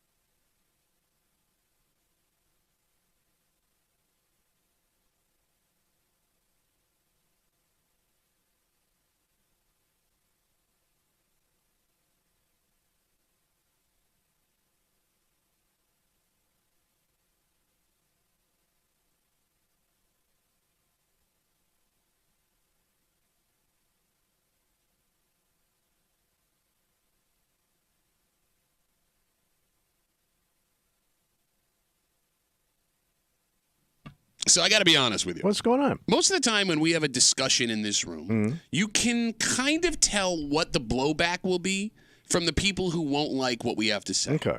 Right? This today is not anything any of us will see coming. Oh, really? Because you'd think traditionalists would love what has been happening with mothers staying home. And some families now having a choice to do this. I mean, Tommy, that's a good thing. Yeah. But this guy says we're wrong because you ladies kicked and screamed for years. So now you got to deal with it. It's Wednesday. It's 8 o'clock. It's time for Hate Mail of the Week. You're hanging out in the break room, Rochester's Classic Rock, 96.5 WCMF. And about 2 weeks ago, we shared with you a very surprising story. Stay-at-home moms in America are way up. Wow. They have tripled in just the last 12 months. As we speak, about 1 in 4 American moms, according to this new data, are now full-time stay-at-home moms. 1 in 4. Wow. The reason, Tommy? What's that? Very simple. What? The cost of childcare. Oh, it's like insane. Yeah, and we're not telling anyone with kids something they don't know. There are folks right now listening that are working for free or even taking a loss because finding someone to watch your kid costs so much money, and you don't want to lose your spot in the proverbial rat race.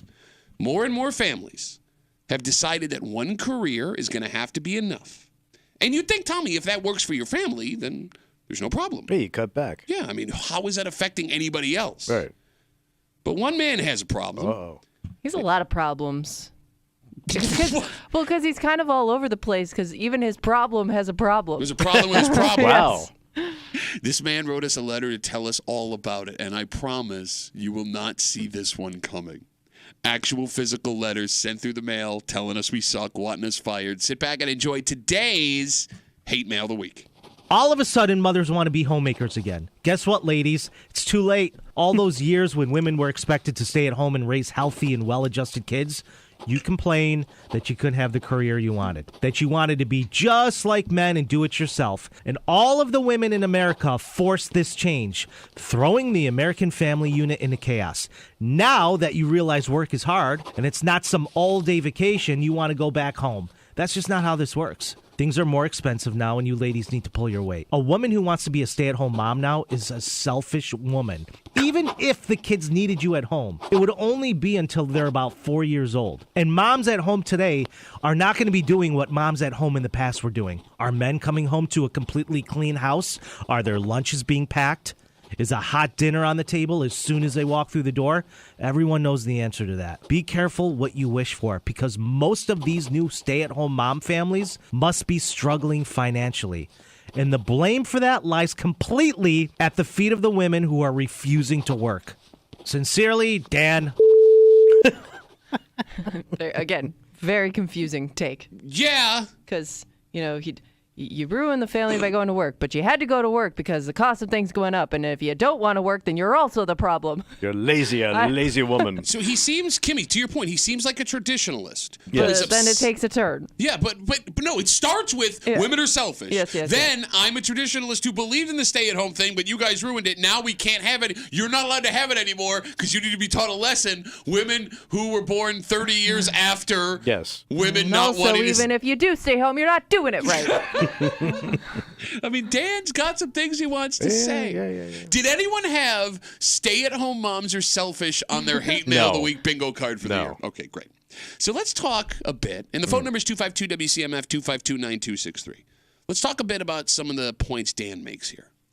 Dan talks about how women have complained they didn't get to work. And now the women of today have to go to work to pay for, I guess, the sins of lifestyle. Well, I mean, I think he wanted to pay for what the women in the past have done. Yeah. But even if a woman decides to be a stay-at-home mom, what woman in today's world doesn't work at some point in her life? Right. Like, way gone are the days where a woman, Tommy, went from her father's house to her husband's house. My mother. Yeah, and just started taking care of him. Mm-hmm. As we speak, and for the last bunch of years, there's been more women in college than men. we are getting married and having kids later in life. You can work from home. Just the jobs you had as teenagers, Yeah. right? Yes. And yet, throughout, if you did go to school, you may have had a job there. The point I'm making here is there's a massive gap now between becoming an adult, starting a family, and being a young person. Yeah. And because of that, I looked at these women that decided now they want to stay home and raise kids as making a sacrifice. It would be. Because if you have a college degree, Tommy, that's money you spent that you are now losing. Right. If you worked at a place for years and had to walk away, that's time invested that you don't get to cash in on down the road with promotions or raises or benefits. Like, Tommy, every man listening, think about the years you've put in your job. Yeah. Now imagine just walking away. I mean, there's equity in that. Right. Right? And your lifestyle is going to change. I mean, you're not going to have the same lifestyle if only when he is working. You know what I mean? I guess that would be true if you cut the income without having a kid go to childcare. I feel like a lot of these parents are sending the kids to childcare first, finding out how expensive it is. All right, then pulling back. In that case, you would still have the same, the same lifestyle. All right. You get what I'm saying? And that brings us to Dan's second point. Mm-hmm. The idea that being a stay-at-home mom is easy. And I ain't pandering to the ladies here, I promise you, because I was a stay-at-home dad for like 7 months when my oldest was first born. Yeah. It's brutal, man. I loved it, and it was slowly killing me at the same time. You're ready for it to be done? Kimmy, the work don't stop. There is no manual for a baby. You can't even Google it. There's no one to come help you. You become completely isolated from the outside world, and the walls close in. All right, can I ask a question? Sure. And I don't mean to be mean. Oh, here we go. No. Whoa. Go on, Summer Jeans. Say what you got to say. All right, so let's say daycare starts from baby child to how old? The traditional daycare till like they're 4 or 5, so they start going into school. Yeah, but then you got summertime and after school stuff. But go on. But let's say for the 9 months. But like, I get like the little ones are tough, but by the time they're like 3, 4, it's got to be cake. What? You know, you plop them down. They now have interest. They understand better. Did you say 3 or 4? Those are the worst times for. No, you got Disney Plus going on over here. Come on. When was the last time you were around any kid under the age of like 6? Other than your grandson. Other than your grandson. None. And that's good. That's a good thing. Yeah, you get the Hot Wheels out, Did the you crayons. just say it's easier to raise a 3 or 4-year-old? Not easier, just cake. It's cake. That's even worse. And by the way, pump them full of cake. No, that makes it worse. Yeah. Oh, it's fine. You feed them till they fall asleep. I thought that's what you do. No. I don't know what point you were trying to make there. No, I'm just saying. I think the 1-2 to Pet's point. The baby's tough. Yeah. But as they progress to the little people, maybe it gets a little easier. Probably more to clean up. No, I mean, there's just different things to worry about at that age. And that's just it, right? Like with Stella, my oldest, like she was a newborn, right? So there was a whole bunch of struggles with that, but she didn't have attitude, right? She didn't have a little mind of her own at that point. When my couldn't tell you no yet. Exactly. Like 3 and 4 are the toughest times. Oh, I thought it was the early. You got to watch. They're running around. I thought it was the terrible 2s. No, they say terrible 2s. They're wrong. It's the, oh my God, you got to be effing kidding me 3s. Oh, man, everything's going up? Doesn't fit on a book. 252 WCMF 252-9263. Let's talk to Sarah. Hey, Sarah, how are you doing? Good. How are you? Good. What do you got, Sarah? So I have 4-month-old twin boys. God. I just went back to work, and my husband bow-legged. now is I'm sorry, Sarah, you were saying. My husband's on paternity leave right now, and he all the time is like, when are my 12 weeks up for me to go back to work? Because this is so hard. And I come home from work, and I take over, and it is so difficult raising 1 baby, 2 babies, however many babies you have. But stay-at-home moms are no joke. They work way more than a mom going to work does, or anyone going to work. Like, I would love to be a stay-at-home mom, but financially, even with 2 great jobs, we can't do it. And childcare is so ridiculous in cost. It's a lose-lose. Yeah, but So I always guy, thought they say, like, these are the moments you'll never get back, so enjoy them. It's fun to be with your kids at this age. Is that a myth? Because I always I feel don't like... know if you really know that until it's over. No, hold on. When you're in the moment, you probably don't feel that way, a lot of the time. Okay. All right. I just ask you. Little blessings. It's the best to see them grow and get their personalities, but it's also like everyone that says the newborn phase is the best phase, I think it's a lie. It's the toughest phase. They cry, they can't communicate with you. You know, they want whatever you can't give them, you know, because they can't communicate with you. So let me try and put it in Tommy speak, Sarah. Okay. So, Tommy, there are moments where you look at that baby and you go, this is the greatest thing I've ever done. It's adorable. And this is, no, not just adorable. Like, you know, you're holding something you created. Yeah, it's a blessing. That's going to grow up and be something. And there are other times where you look at that baby and you just go, ah! Ah! Ah! Oh, when they're breastfeeding? And there's no in between. Yeah. There is no in between. It's either this is the greatest thing I've ever done or the noise I just made. Okay. It doesn't you sound pull like an Adam Sandler from Big Daddy and you just scream, all right, and that's all you can do. Yeah. Sarah, thank you for the call. Congrats on the little blessings. Thank you. Tell your husband we feel for him. Have a good day. Okay, I will. Bye. That poor man. Yeah. I guess so. Got 2. I don't. Nope. Like I always said, I get the first kid. I don't get the second kid. What do you mean you don't get the I second don't get kid? second kid. They had twins. They didn't have a choice. No, I You're mean, saying, just, like, after you have one, why would you want to have thank another? you. Like, because everybody will tell you these horror stories, Yeah. and then they go, and now we just made another one. That's like saying, hey, I just made a sandwich and it sucks, and it's giving me diarrhea. I'm working on my second one now for tomorrow. So there's a reason why. Diarrhea sandwich. There's a reason why kids are usually 2 years apart. Because you forget? It's Yes. just long enough to forget how difficult the first one was. Because they destroy your house also. Oh, my God. Kimmy, when they're 2, they've reached the part where they have a personality. They can communicate with you. They have these big, beautiful eyes, right, that look at you and daddy this and daddy that. And they haven't hit the, oh, my God, you got to be effing kidding me 3s yet. So you go, you know what? This is wonderful. This is going to be a smooth that's a window. Now's the time. You got it. And then you have the second one as the other one turns like 3 or 4, and that. But hasn't civilization figured that out? If we had, Are we all wouldn't fish, exist. and they haven't figured out that hook hurts? Bro, if we figured it out, we wouldn't exist anymore. All right. There is stuff going on inside us that despite the fact that it is so hard raising children, we have to keep having Because children. I was thinking, like, this country, we got enough. You know, the country's full, okay? Okay. You let India, China, they'll take care of it. No, but did you see China? They're losing 2 million people a year. It was a story this morning. The low birth rates and the extra deaths from COVID has caused 2 million people the last year dip in population. Damn. But they got like 1 billion people. And they ain't having kids. All right.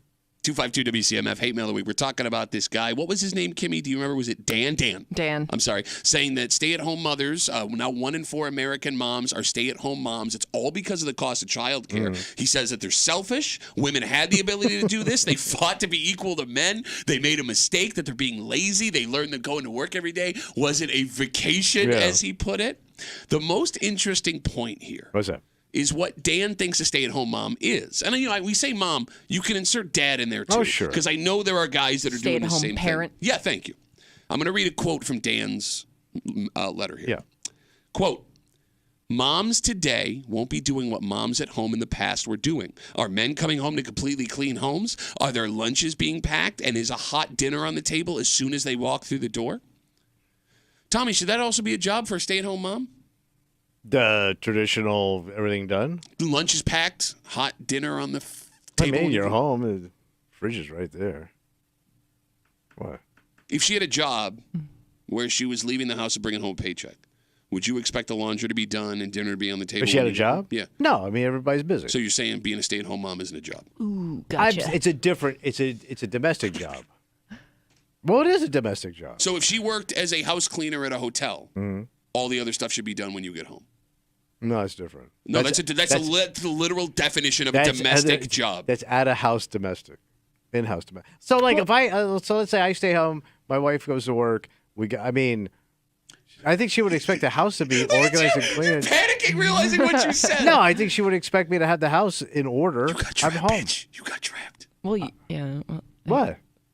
I mean, yes, you don't have kids, so what No, else if I would had you a be kid, doing? I'm saying if I'm you home, had kids. Had a kid. Okay. Wife goes to work. She comes home, and I go, "Well, it's been a madhouse here all day." Come on. It has been. Come on. Are you kidding me? Come on. There's times if you multitask, I mean, you can get it done. A newborn kid can't hold up their own effing head. I'm going to multitask. Yeah, do it. How do they do it in other countries? They have a high infant mortality rate. Okay, outside of that. They don't. Sarah, who we just talked to, she goes to work and she said her husband stays home, if I'm not mistaken. She said that when she comes home, she just jumps right back in and starts helping. So I'd be pissed, man. So wouldn't you also have to do that if you were the one going off every day? No, if I wouldn't was you feel the wife- need to like come home and start helping? If I was a wife, I've been out all day. Yeah. And his fat ass has been ESPN and all afternoon and Game Watch. Oh, look, now, when we get to Kimmy, when we talk about a guy, he gets to come back to old school Tommy. Oh, Smells it's a like dude. weed in the house. Well, that would be an issue, probably. Oh, you know he's burning one. 252 WCMF. Let's talk to Yeah. Ben. Hey, Ben, what's going on, buddy? Tommy is a freaking idiot, and I'm holding back on that. Okay. I wanted to drop an F-bomb. Having kids is like the worst, best decision you could make in your life. He nailed it, man. He nailed it 100%. Because, like, my kids, I have a 4-year-old and a 3-year-old. And it's weird. It's my 3-year-old can communicate perfectly fine. Like, I can Maybe have she should help her father. Maybe. No, and then my 4-year-old, she's still, like, she can kind of talk. So it's easier to get to know what the 3-year-old wants than the 4-year-old. But I don't get it. But, like, I don't know. I would never trade them for anything. But the fact you had to say it out loud tells me something. No, I'm telling it because you're an idiot, Tommy. You don't know. Oh, it's my fault. No, but I love guys like you. Like, Yes, man, it is. I never had kids, and I'm cool, and that's the decision I made. If everyone was like you would fall in the bathtub and die, and no one would save you. You realize that, right? Like, you sit here and go, I never had kids, so that makes me, you made a decision I didn't. You need all of our children to take care of you. I You just need need your the good nieces, ones. nephews. I just need No, you don't know. It ain't I the need good the ones. smart ones. Because the smart ones stay away from your ass. I don't need the nose pickers.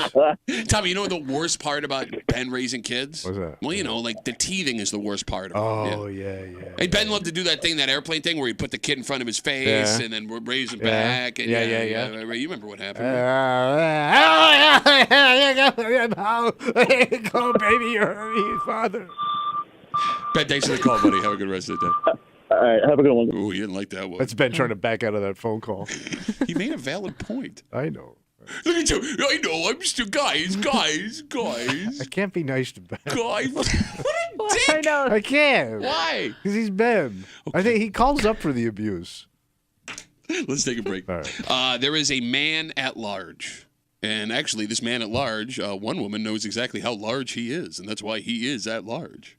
What the hell's going on? Oh, I'll explain what I'm saying, man. It happened on the east side. And what's strange about this is if the allegations against him are true, it's hard to know what to charge him with because what this woman says she saw is alarming, and I get why she called 911. Yeah. But at the same time, in the police report, it specifically says he was not breaking the law that we normally see guys like this charged with when they're caught this way. So he's not in trouble? But he's on the run? I don't know. Oh. We'll explain everything next to the break room on 96.5 WCMF.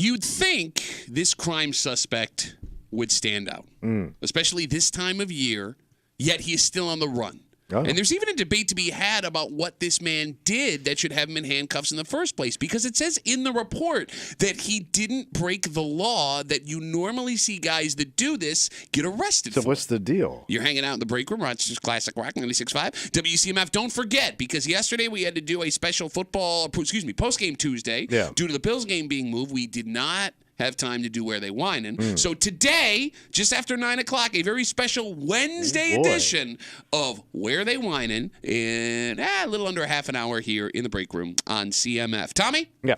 This story comes to us from Ellison Park on Blossom Road. What happened? It happened the day after Christmas, but we're just hearing about it this week. Yeah. Around noon, police say a woman walking the trail saw a man in his 20s to 30s with long, dirty blonde hair, completely naked. Wait, he was naked? December 26th, in the park, completely naked. Okay. The woman says not only was he completely naked, that he was intentionally exposing himself to her. A young man. Yes. All right. So the woman called 911. Police showed up at the scene. So here's where it starts to get interesting. Okay. It wasn't interesting before. Okay, more interesting. Well, look how interesting. Tell me more about this man's penis. First off, police searched the area, but they never found the fully naked man. Okay, no footprints, no tracks, nothing. They lost a naked man. Yeah. Well, I guess he could have just put on clothes. Okay, but no, but he also has he's got long hair. Thank you. Yeah. Was the description not good enough? Yeah. That was a pretty good description. Were there other naked men they questioned, but it turned out not to be the suspect in the park? Well, I guess by the time they got there, he could be long gone. Okay, right? I mean, I know, especially knowing this woman is probably calling the police. Okay, but here's the thing. Think about how long, Kimmy, it would take you to go from completely naked, standing in the middle of a park, to clothed, away from the scene, far enough disappear. Right? Like either he must have lived in the area and walked back to his house, or hopped in the car and took off. But even hopping in the car, you got to get to your car, put all your clothes on, get in, start the car, drive comb your hair. Yep, and no one else is going to spot you the entire way. Right. The second interesting part of this story, I would like to read you, Tommy, a quote from the police report. Yes. Quote, "The man was not acting in a lewd manner." But he was exposing himself. Yes. He was naked. Standing there proud and naked. Intentionally exposing himself, according to the woman, but authorities say he was not acting in a lewd manner. Okay. So even if you were to catch this man, what do you charge him with? I guess just be a public nudity. Yeah. So exposure. Just being naked in public. And I do want to be clear. I understand totally why this woman, by herself in a park, would call the cops or something like this, especially if she was right and this guy was trying to get her to look at his penis. Right. But, like, public exposure is not a very severe crime. No. If there's no Woodrow, probably there's not too much there. What? You don't have to be aroused to get indecent exposure. But I'm saying it would probably hurt your chances. You're saying it would be if you said I was more naked criminal and thing. if I'm naked and confused, Worst show on 80, by the way. But if you naked and aroused, you don't have much of a Tommy's favorite show on 80, by the way. You don't have much of a dong to stand on. It looks much more menacing. Well, of course, a fully aroused guy. Okay, but it's also I would think your intentions. Right. You would assume the intentions are a different thing. Okay, but it's also December 26th. Maybe he was trying and just couldn't. It's freezing outside. No, but if he was, that's some commitment to the piece. Okay, the point I'm getting at here is if you're only going to charge him with indecent exposure, being naked. I'm pretty sure that's just a ticket and a release. Is it? You know what I mean? Yeah, all right. Yeah, you you're don't not gonna get put on any list. Well, I guess if there are no kids around. And there's no. They said nothing was lewd. Like Right. it was just. You're just basically naked. Yeah, I'm just standing there naked. Like we've talked about this with other stories like this in the past. Like there is a big difference between lewd. Oh yeah, when you're lewding. Naked, because like the human body is just the human body. There's nothing lewd about the human body unless you start doing lewd things to yourself. Okay. Right? Yeah. But if this guy were caught, the main problem with this situation, specifically for this guy, if the allegations are true, he's got no excuse for the situation he found himself in. Of course. He can't. Other than I just like to be naked in the woods. That's just it. On a trail. Like every other story we see where a guy gets caught with his penis out, you can make the argument, I was peeing and I got caught. All right. You can make the argument, hey, I'm changing clothes and this woman found me at the wrong time. The man, according to the allegations, was completely naked. Right. And there is no excuse. Can't talk yourself out of that one. Exactly, especially in the wintertime in Rochester. Like, can either of you give me the best excuse you could come up with as to why you'd be completely naked December 26th in the middle of a park? So I know that they have that, I forgot what it's called. Polar plunge and it got out of hand? Well, the what's the therapy where you go and you freeze your body? Cryotherapy. Like, couldn't afford that. Yeah, so you just went outside when it was cold? I don't know. But you went all the way you could just walk outside your backyard. Shock my system. I have no idea. You could do that in your garage, right? But if I go outside my backyard, my neighbors could see the garage is not as cold as actual outside. I needed the breeze. But you want to go deep into the woods. That's a pretty damn good excuse, Kimmy. I was just thinking, like, I don't know if there's health benefits to being outside and cold. That's a really good excuse. It sounds made up. No, but I mean, this whole story sounds made up. Oh, that you think she made it up? Well, it doesn't make any sense. The fact that there's no footprints that they followed. Okay, well, how are you stuff like this? It's not like that out of the question. It's on a trail. There's 1,000 footprints. All right. People go winter hiking all the time. Okay, but he disappeared, man. He's D.B. Cooper. It sounds made up. It's a weird thing to make up. Yeah, though. why would you make that up the day after Christmas? Why? It almost all right. I mean, no, I'm just saying. Like, what, little lady wanted attention from a handsome police officer. It almost sounds like her penis. It almost sounds like her fantasy. Wow. But then why would she call it in? Is she nut? What? I mean, it could be somebody calling in to something because she wants attention. Okay, so just to be clear, yeah, your knee-jerk thought wasn't young Fabio naked in the woods with long blonde hair. We have nothing about her. He could have been a fat guy with we don't long know if blonde he was in hair. shape. Most fat guys don't have long hair. You've seen my brother. It gets cut in food. Your knee-jerk reaction wasn't, this is a crazy man who's gotten naked, which that story we've well, seen. Well, I was on that. I was on board at first till you said, like, they can't find the cat. But we've seen this story over and over and over again. But it's a very descriptive-looking person that wouldn't blend, especially in the moment fleeing a scene. Okay, but who knows how long it took the cops to get there? All right. Why? Are there people that just crave being outdoors and nude? Because I mean, like, there are like we've talked to people on like that go on nudist vacations. But they usually go things. to warm climates. Sure, but maybe they are lacking that sense of that I don't know, freedom. I don't know what to call it, but maybe there are people that do this a lot. They go in more private places where they're never caught. Look, Kimmy brought up the polar plunge briefly. There are these things called polar bear clubs where people will, not for raising any money for charity, just want to go jump in a lake or a pond, and they get together and do it. And right. I think they do it quickly, obviously, yeah. No, I don't know if they do, and I think that there are people that do it naked. All right. Legit. Maybe this was something like a naked... Some weird health thing. I don't know. Or the guy's just crazy. Yeah. All right. Or she made it all up for attention. It was her, quote, fantasy. Okay. Let me just ask you a question. Right. Let's say, because your wife likes to go walk around. Right? Yeah. Okay. So your wife comes home. She goes, you're not going to believe this. Yeah. I was on the canal, totally naked man, long blonde hair, standing, trying to show me his penis. And I called the cops and they couldn't find him. You look at your wife and go, why'd you make that up? I would check all the tequila in the house first. Well, wouldn't he be drinking the tequila? Because I hear it makes your clothes come off. All right. No, would you call it? No, I'm asking. Would you? I would have to believe her, but it sounds crazy. I would have to. But it sounds kind of goddamn crazy. Yes, half of the crimes we cover in this show. This morning, we told you about a man who was in an eyeglasses store in Henrietta who was looking at glasses. Yeah. A man walked in, punched him in the head, a man he'd never met before, and walked out. Yeah.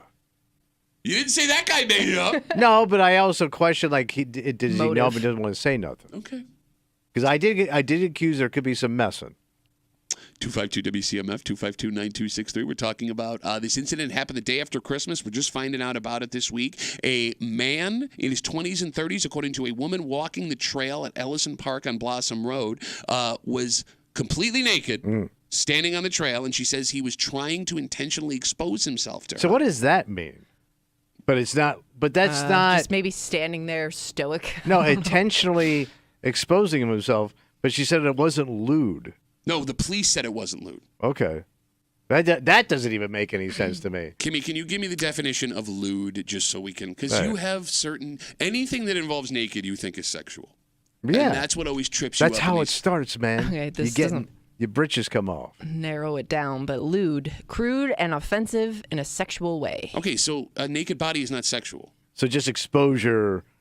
If you're not like touching Less. yourself. Yeah, I mean, what's sexual about they're standing naked? Right, you're naked. Well, I can see your sex parts. All right, let me ask you a question. If you and I got naked right now, just stood here, would that be sexual to anybody? Not in this room. Okay, so yeah, obviously. And by the way, I love Be how you said gag-inducing to somebody in this room. I love how you said not this room. I would not be in this room. No, I think there's some rooms where you and I could have a shot. Naked. Yeah, I think there's some rooms we have a shot. All right, I'm going to share. Hey, I'm pulling for us, man. Look, I'm going to share something with you because I know you and I know me. All right. The village of extremely easy women. Wait, where your mom lives? We have a shot if we are able to talk. Yeah. No talking. If there was no talking and we had to stand there naked, there is not a single woman. No Woodrow, nothing. That exists. Yeah. What, you think that would help? It couldn't hurt. Yes, it would. Well, at least it shows you're interested. Hey, honey, you can't hear me talk, and I'm not good looking, but check out my boner. You're an idiot. You know, the other concern with this guy, assuming she didn't make it up. Okay. Rochester's a very small town city. Oh, sure. Even smaller when it comes to like local communities, yeah, right? The neighborhoods, yeah. This woman, as you said, gave a very detailed description of this guy in the police report, meaning that you'd think she'd recognize him right away if she were to see him again. Mr. Mountain Guy. Gas station, Wegmans, at a bar. Mm-hmm. Like, it's one thing to get a ticket for indecent exposure. No one's ever going to find out about that if you don't tell them. It's another for a woman to see you again, take your picture, and post on social media what she said you did in a park. Oh, yeah. Like, that one would have a way bigger effect on your life. Oh, yeah. That's what would keep me, not that I would want to be naked, but if I had that, Jones. That image of, do you know this man? Exactly. Like, what if she took out her phone and took a picture of him? That's what I was just thinking. Well, how come she didn't? Well, I mean, it has to be jarring to see a naked man And when you're I all would be alone. afraid But to, she like, stood there long enough to have a complete detail what the guy looked Yeah. like, and he stood there. Look at him. And tried to, like, how did she put it? Intentionally expose himself. But she never grabbed the phone. My fear would be, is this person going to attack me if I pull out my phone and take a picture? Yeah, I mean, I don't know what they're going to do. I don't know why they're here. I don't know what they're doing. Right. Were you the naked man? Yes, with my long flowing hair in my 20s. I've only been one of those things. Well, you know what's weird? I did hear from a distance you kind of look like an 8th grader. So who knows what the age thing could have been? 252 WCMF. Let's talk to Jeremy. Hey, Jeremy, what's going on, buddy? I'm saying they were drunk after Christmas. Oh, wait, they're so drunk the day after they're still drunk? Yeah, Okay. absolutely. All right, that would make sense. And it was mild Christmas Day. Yeah, The I was weather gonna say it wasn't bad. super cold. Thank you, Weather Tommy. No, I was just trying to think how bad it was. It was pretty nice out. Didn't it snow the next day? Christmas Day was nice. It's 26th. Yeah, it might have snowed, but I don't think it was terrible out. Okay, so it was Jeremy. It was enough for you I'm still going with somebody who was hammered after Christmas. Okay, so Jeremy, you're telling me December 26th was nice enough for you to rip your clothes off, run outside, That and do a kind of little jog. hangover, you know? My hair's short, but yeah. All right, Jeremy, thanks for the call, buddy. Have a good rest of the day. This wouldn't have been like a dare or anything, would it? I mean, the guy could have been homeless. But why would he be naked? Yeah. He's that homeless. He's super ass homeless. His penis don't even have a home. He's down to nothing. All right, let's take a break. We got Where They Whinin' special Wednesday edition coming up in just a little while. But before we get there, there is a new term that is being said around Bill's Mafia that might be the funniest damn thing we've ever done. Because a Swiftie discovered something she thought she understood about Bill's fans based on a story that we've talked about multiple times here on the show. And it has now led to a new phrase. Oh. Feed the pit. That sounds dirty. We'll get into it next in the break room on CMF.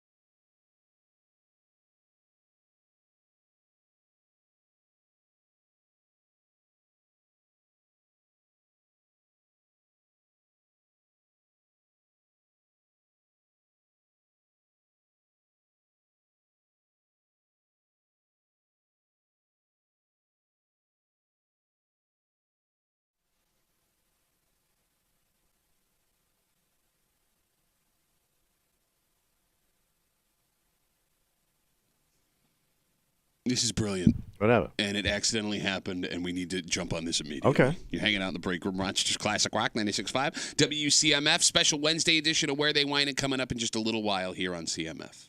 Yesterday, a tweet went viral that has all of Bills Mafia jumping on board. Whatever. So Swifties, I don't know if you know this, Taylor Swift fans, with the Chiefs playing, rumors that she's going to be in town, they love to do all the research on everything that is Taylor Swift and the things she's involved in. Okay. So they started looking things up about the Bills. They discovered that the Bills are building a new stadium across the street. Oh, sure. And that right now it's just a big hole in the ground. Mm-hmm. And they also discovered that multiple people have gone into the hole in the ground before game days. Yes. Okay. So with that, I would like to read you this tweet that went viral, blew up yesterday. All right. It's from a girl named Kristen. She is a Swiftie. I just saw a TikTok. Apparently the Bills are building a new stadium, and so far it's just a big pit in the ground. 5 games ago, a fan fell into the pit, and they won. Since then, a fan sacrifices themselves to the pit before every game, and they win. I'm dead serious. So like virgins into volcanoes? That's exactly. She believes this. No. Yes. I'm doing this for the Bills. This is because there's people asking questions underneath at other Swifties, and Human sacrifice. Yeah, that or just like yes, throwing ourselves in. Getting which in could trouble. go horribly wrong. Yes. Yeah. Okay. This woman believes Yeah. that Bills fans are sacrificing themselves to the pit before every game for a Bills win. For a good luck. Okay. People do crazy things. So this started sweeping through Bills Mafia yesterday, and it has coined a new term. What's that? Feed the pit. Somebody yesterday produced a Feed the Pit t-shirt with a bunch of construction stuff and a big hole in the ground. A shirt that I will absolutely be buying it now. Yeah. And I would like to make a proposal. Okay, what's that? The proposal is not feed the pit. Let's not sacrifice anybody to the pit before the game. Although you know now somebody is going to... Which is a big problem. Yes. Thank you, Swiftie. After this new stadium is open, I don't care what they eventually decide to name it.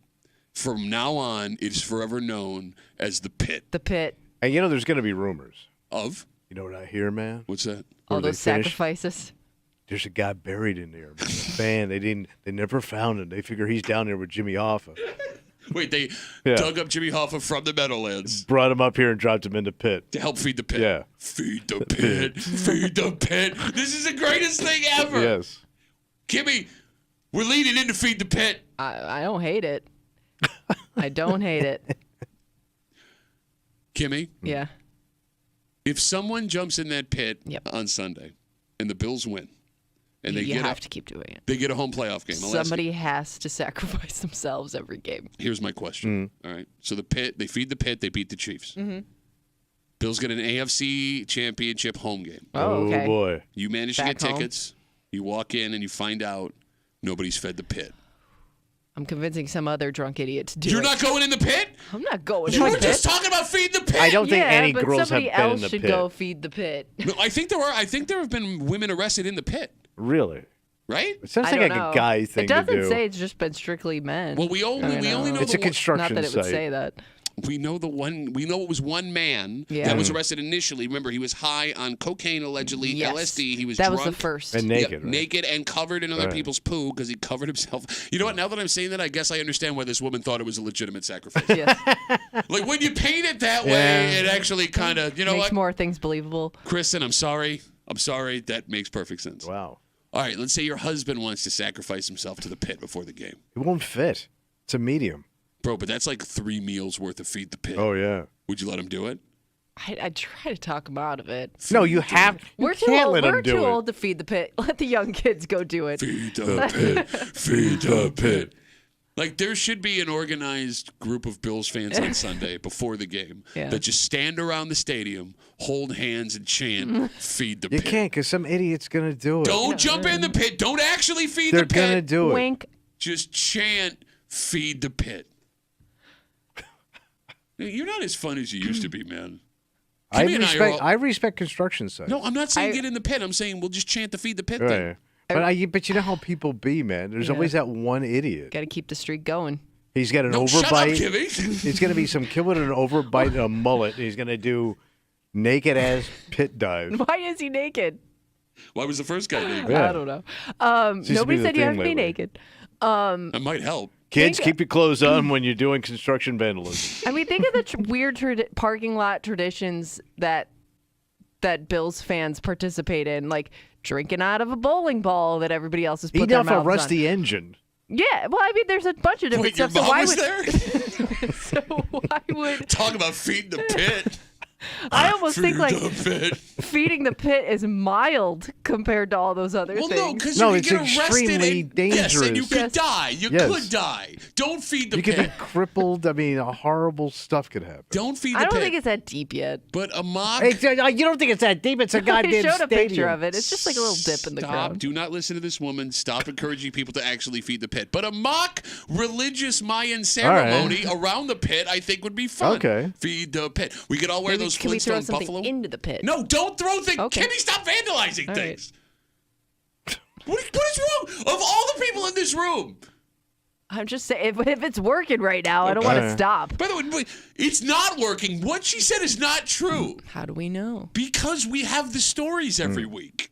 We haven't talked to those sacrifices. We're talking about this woman. She is a Swifties with Taylor Swift possibly coming to town. The Chiefs playing on Sunday. Do all this research about things Taylor Swift's going to do. And this woman, and again, it's a real tweet.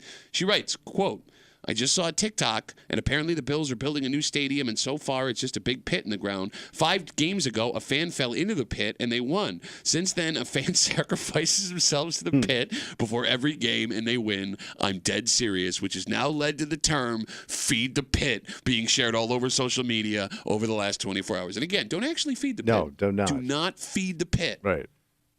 But we should lean into the crazy religious aspect of feed. So somebody's got to bring some stupid volcano now? That would be funny as hell. Well, but we already got the fires. We'll just set up a couple of You just don't have bonfire- any virgins. I've seen that crowd, bro. There ain't a virgin in that crowd. Good luck.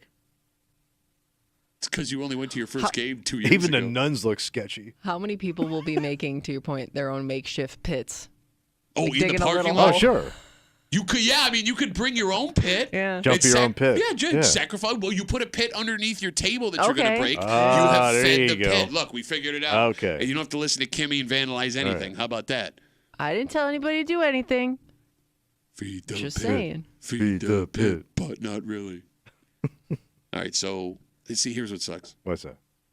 If the game wasn't 4 days away, I would make a custom Feed the Pit jersey on NFLShop.com and wear that to the game. But it's Okay. not going to be here in time. No. And if the Bills if they end up losing that game on Sunday, I'm going to look like a pretty big idiot with my Feed the Pit jersey. Yeah, Yep. that's true. You know what I'm saying? Yeah. All right, let's take a break. Okay. The phone number is 252-WCMF, 252-9263. Normally we do this on Tuesdays and everybody loves it, but because of Bills coverage yesterday, we had to push it. We will never have a week for you without Where They Want It. Okay. That is a break room promise. If you want to call right now to ensure you get in, you can hear Kimmy read the post through the phone. Yeah.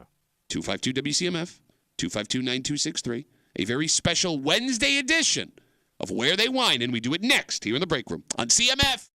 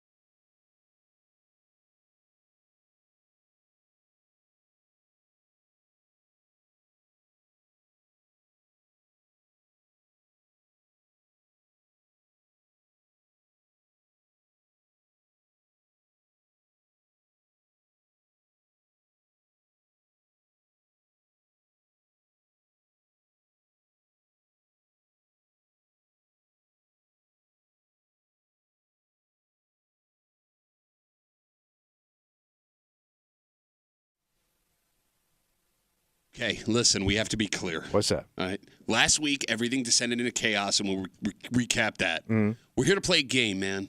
We're not here to squabble over rules. And if you would just keep things straight and not be an idiot, everything would be just fine. Yeah. Come on. Because the second you screw up and you know you screw up, you go, no, I didn't. And then everyone's like, no, he didn't. No, I know. Come on, guys. You're hanging out in the Keep break. it straight. You're hanging out in the break room. Rochester's Classic Rock 96.5. WCMF. It is Wednesday. Normally, we don't do anything special on Wednesday. No. But because of our Bills coverage yesterday with the game being moved back, we did not have an opportunity to do Where They Whinin' at 9 o'clock. So, because we will never have a week in the break room without Where They Whinin'. Can't break the chain. That's right. Never break the chain. Break the chain. I don't know that song. Yes, you do. It's Fleetwood Mac. Oh, that song? You don't love me now. Yeah, break the chain. No. Where they whining now? Okay. The phone number is 252-WCMF, 252-9263. It's time for Where They Whinin'. And we're doing it on a different day, so we'll give you a quick explanation. Okay?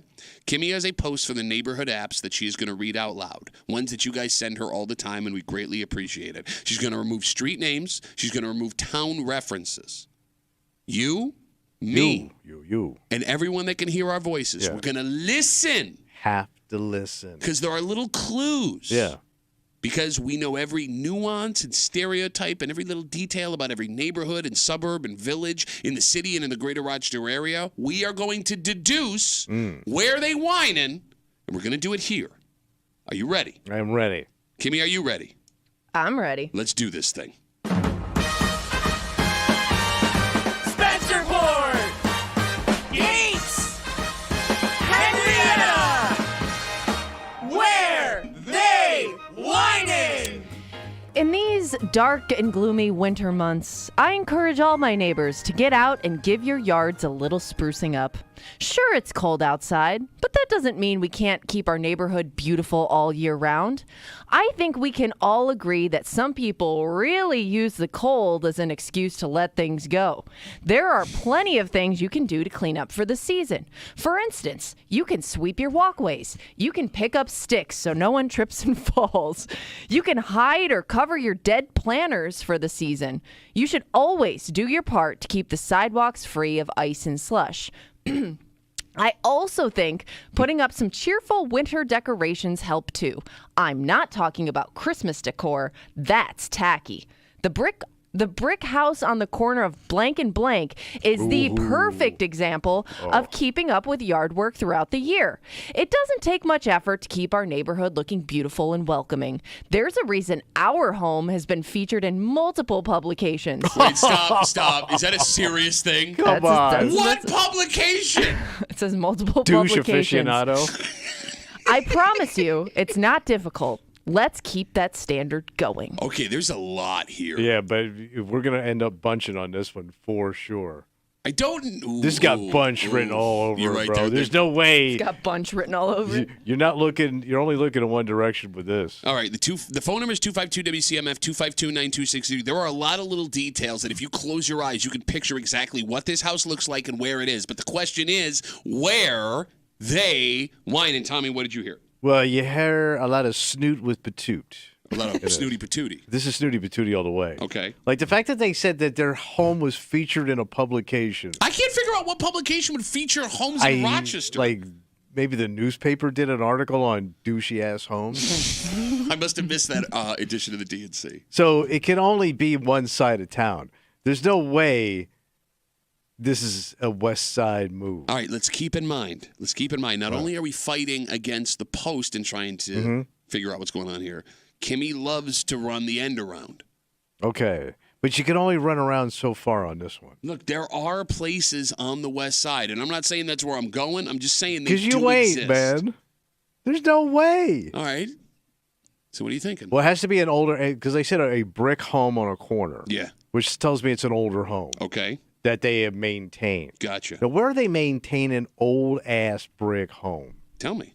What do you think? Yeah, I'm asking. I feel bad taking the cherry right off the sundae. Okay, go ahead. But that's what I'm going to have to do here, brother. Go nuts. It's Pittsford, baby. You sure? Oh, guaranteed. You're there? See the cherry? Yeah. See the cherry? Yeah. See the cherry. Okay, here. Hey, you see that cherry? You're choking on it because you're an idiot. Oh, yeah, because it tastes like your mom? I made that up. She ain't got no cherry. Oh, my God. Oh, my God. Double down. Oh, my God. Well, you asked for it, man. Well, how about you ask for this, stupid? Pittsford was the answer last week. She would never go back-to-back weeks. And if you had... that's the... Oh, is that what she wants? That's you the you know jive. it. You screwed Jive. up. You screwed Jive. up. You disqualified yourself last week, and you picked a Was it winner. Pittsburgh? Yeah, it was Pittsburgh No, I think last it was, week. no, I think it was Brighton last week. Oh, it was what? Brighton. Last week. No, he didn't say he was gonna take Brighton. No, last He said he's trying to week. figure out what the town was last week. It was Pittsford, wasn't it? It was Pittsford. Thank you, dumbass. All right. Well, I'm sticking with my pick. Yeah, you have to because you already said it. You I don't already wanna, plucked the cherry. You don't want to do a double disqualification, you stupid F. How are you so bad at this? How are you so bad at this? Oh, All right. I hope it is. Yeah, I hope it is too because it ain't and it won't be. Shut up. Well, you ain't getting it. I got it. Because you're going to go west side. I can picture it in my head. I agree with you. It's an east side town, but it ain't that far east. Brick homes, sidewalks, walkways, planters. Are you going to you pick sticks? this? You pick means this all a the lot time. of trees. Oh, you don't You even know what I'm going pick to pick. this- of Stick course I means a do. ton of trees. Tree-lined neighborhoods with sidewalks and brick homes. They whining where we were talking about at 7 o'clock this morning. We're talking about something. They whining in Irondequoit. No. No? No, man. Tell me why I'm wrong. That ain't fancy town. You're kidding, right? It ain't fancy. There are some really high-end. And by the way, there's nothing that says fancy here. Yes, it is. What? They've been featured. They want you to decorate in winter decor, which is not Christmas. It's so specific. You think, yeah, I'm going to go by Jack Palvino's, or whatever his name is, Palladino's house. You to see his literally said Miller this Lite morning. Wait, you winter literally said, I will collection. never forget that man's name. Well, I got him confused with another guy. See, well, there's Palvino's a famous radio. Yes, I know. Well, not Kimmy wouldn't know. She would. She works in radio. That guy hasn't been in radio since like the war. Okay, it doesn't matter. You're wrong. It's Irondequoit, and I can Ain't see no the neighborhood in my Irondequoit. head. All right. 252-WCMF, 252-9263. There is one rule and one rule only before we go to the phones. You get to pick one town and one town only. If you hear someone else say the name of your town while you're on hold, you got two options. You can simply hang up and try again next week. Sure. Or you pick another town. That's simple. If we pick up the phone and you go, oh, I was going to say, but then it went, you have been disqualified, and Kimmy, the commissioner, has last word on all she's disqualifications. No, she's not. You She's literally tough. said I was going to say blah, and then I said blah last week. You ready? Let's kick it off with a lady pick. Oh, lady picker. Well, we rarely do that, and All I right. feel like it's the appropriate thing to do today. Let's start with Chris. Chris, where are they whining? I think it's Fairport. Why Fairport? Because what? They're very uppity. Wait a minute. I Is hear this another a voice in second the guesser? background, Chris. Yes, What is going on here? Do you have a... He's helping me. Why? What are you helping you, Chris? What do you think it is? You seem very confident when it is probably Fairport. Okay, who's telling you the answers, Chris? My brother Thomas. What are you guys doing right now where you're both... Tell them it's because there's lots of fancy streets over there. Okay, Chris, we got you for Fairport. Thanks for the call. Have a good rest of the day. Not a bad pick. Okay, what? I mean, it fits the bill. Does it? Yeah. Yeah, because now you know your pick is impossible? No, because it's snooty. Kimmy, you seem like you have an issue over there behind me. You're walking a fine line. Don't disqualify yourself. I can't comment on somebody else's pick. You can, but you'll say like, that's the winner, or should have picked that one. Remember, I'll tell you what. That's the winner, or should have picked that one. Is a disqualification. Do not forget. Don't do it. I know what you're going to say. I can say this. What? I think that's a hot pick. What does that mean? Nothing. It's a hot pick. That's not what it is. You dumbass. What? 252-WCMF, 252-9263. Let's talk to Austin. Austin, where they whining, buddy? Oh, sorry, Austin, my fault. Austin, sorry, start over, man, my fault. Go ahead, where they whining? It's off of Lake and Long Point. I want to say Edgemere in Greece. Oh, you're going Over by west the side. lake. West side, man. Ain't no Hell west yeah. side. Boy, you don't know the West Side. There are some nice ass homes there, but Boy, you don't know the west side should be a T-shirt we're selling to the rock shop right now. hell yeah, brother. No, he's right. I mean, there are some gorgeous homes over in that Yeah, area. but they're not, you know. They're not They- what? They're still west side homes. What are you talking about? There's like There's mansions. nothing wrong with the West Side there, buddy. They're just west side mansions. What's that mean? You have an What's the difference between that Olympic-size and Pittsburgh? above-ground pool. You have 4 solar lights on your Mary on a half shell. I mean, there's no difference between your house and the west side, bud. Like your grandmother takes the vacuum outside and cleans the front porch because it's nothing but AstroTurf. Austin, we got you for grease, buddy. Have a good rest of the day. 252-WCMF, 252-9263. Let's talk to Tom. Tom, where they whining, buddy? Hey, so this is too obviously an east side town, so it's got to be the west side east side town of Spencerport. Oh, the Pittsford of the West, as they call it, Tom. Pittsford of the West. Why Spencerport? Just they're douchebags. Do they have sidewalks in Spencerport? I don't think they do. They have sidewalks in I don't think so. Some towns don't have sidewalks. No, especially these newer developments don't. They don't care. I think they do in the village. You think they do in the... Uh-oh, we got a problem. Right. He says, I think they do in the village. Tom, I heard your voice quiver a little bit. Do you think you've made a mistake? No. Okay. He's Stand your confident. ground, buddy. All right, Tom. Thanks for the call, buddy. Have a good rest of the day. No, Kimmy, there are some towns that don't have sidewalks. They have to have sidewalks in Spencerport. My neighborhood in Webster, no sidewalks. Really? A lot of Gates doesn't have sidewalks. Yeah. Legit. They don't care about their people. Webster? I can get out. All canal towns have sidewalks. They gotta. No, Now you sound like me. 252-WCMF, 252-9263. Let's squeeze in one more here before, because we've been rambling for a while here. We get this post back in again from Kimmy. Let's talk to, is it Piaget? Yes. Piaget, I'm sorry. Go ahead. You're where are they whining? But that name I'm sounds... thinking East Rochester Why East Rochester? because they have old houses, one of the older Wegmans, some sidewalks, not a lot, but some. Okay. All right. So, That's all I but that's it just because they got older stuff? I mean, every town's got older stuff, Piaget. True. All right, Piaget, you know what? I need you to be more confident next time, and I'm going to remember you because this is the most unique name we've ever had I don't on know the what show. nationality that is. Yeah, what is Piaget? French. Oh! Okay.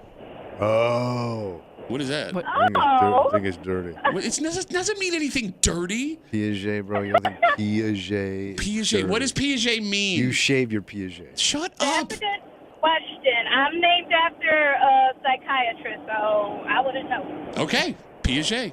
Piaget, thank you for the call. Have a good rest of the day. You too. All right, I will never forget that name. No. There are some names you never forget, just like Clay Forkel. I will never forget. Remember Clay Forkel? Yes. You do now. 252-WCMF. The French Forkel. 252-9263. Sit tight, guys. Kimmy, if you can give us another read Sure. of the post for folks that just joined us. In these dark and gloomy winter months, I encourage all my neighbors to get out and give your yards a little sprucing up. Sure, it's cold outside, but that doesn't mean we can't keep our neighborhood beautiful all year round. I think we can all agree that some people really use the cold as an excuse to let things go. There are plenty of things you can do to clean up for the season. For instance, you can sweep your walkways. You can pick up sticks so no one trips and falls. You can hide or cover your dead planters for the season. You should always do your part to keep the sidewalks free of ice and slush. I also think putting up some cheerful winter decorations help too. I'm not talking about Christmas decor. That's tacky. The brick house on the corner of blank and blank is the perfect example of keeping up with yard work throughout the year. It doesn't take much effort to keep our neighborhood looking beautiful and welcoming. There's a reason our home has been featured in multiple publications. I promise you it's not difficult. Let's keep that standard going. 252-WCMF, 252-9263. There's a lot there. Yeah, there is. You got walkways, you got sticks, which means trees, you got sidewalks, you got brick houses. Homes featured in magazines. Now you sound like you're doing the Beverly Hillbillies. Tommy's in Pittsford, even though that was the winner last week, so he's pretty much out of it. I say Irondequoit. Chris is in Fairport. Austin's out in Greece, bud. Talk about the west side, bud. Yeah. You don't know the west side. What does that mean?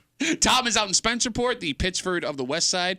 Piaget is in East Rochester. We have yet to hear from Clay Forkel. 252-WCMF, 252-9263. Let's talk to Jeremy. Jeremy, where they whining, buddy?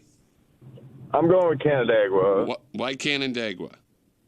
Well, my other two picks were taken, so. What was your other two picks? I can't tell you that. He knows.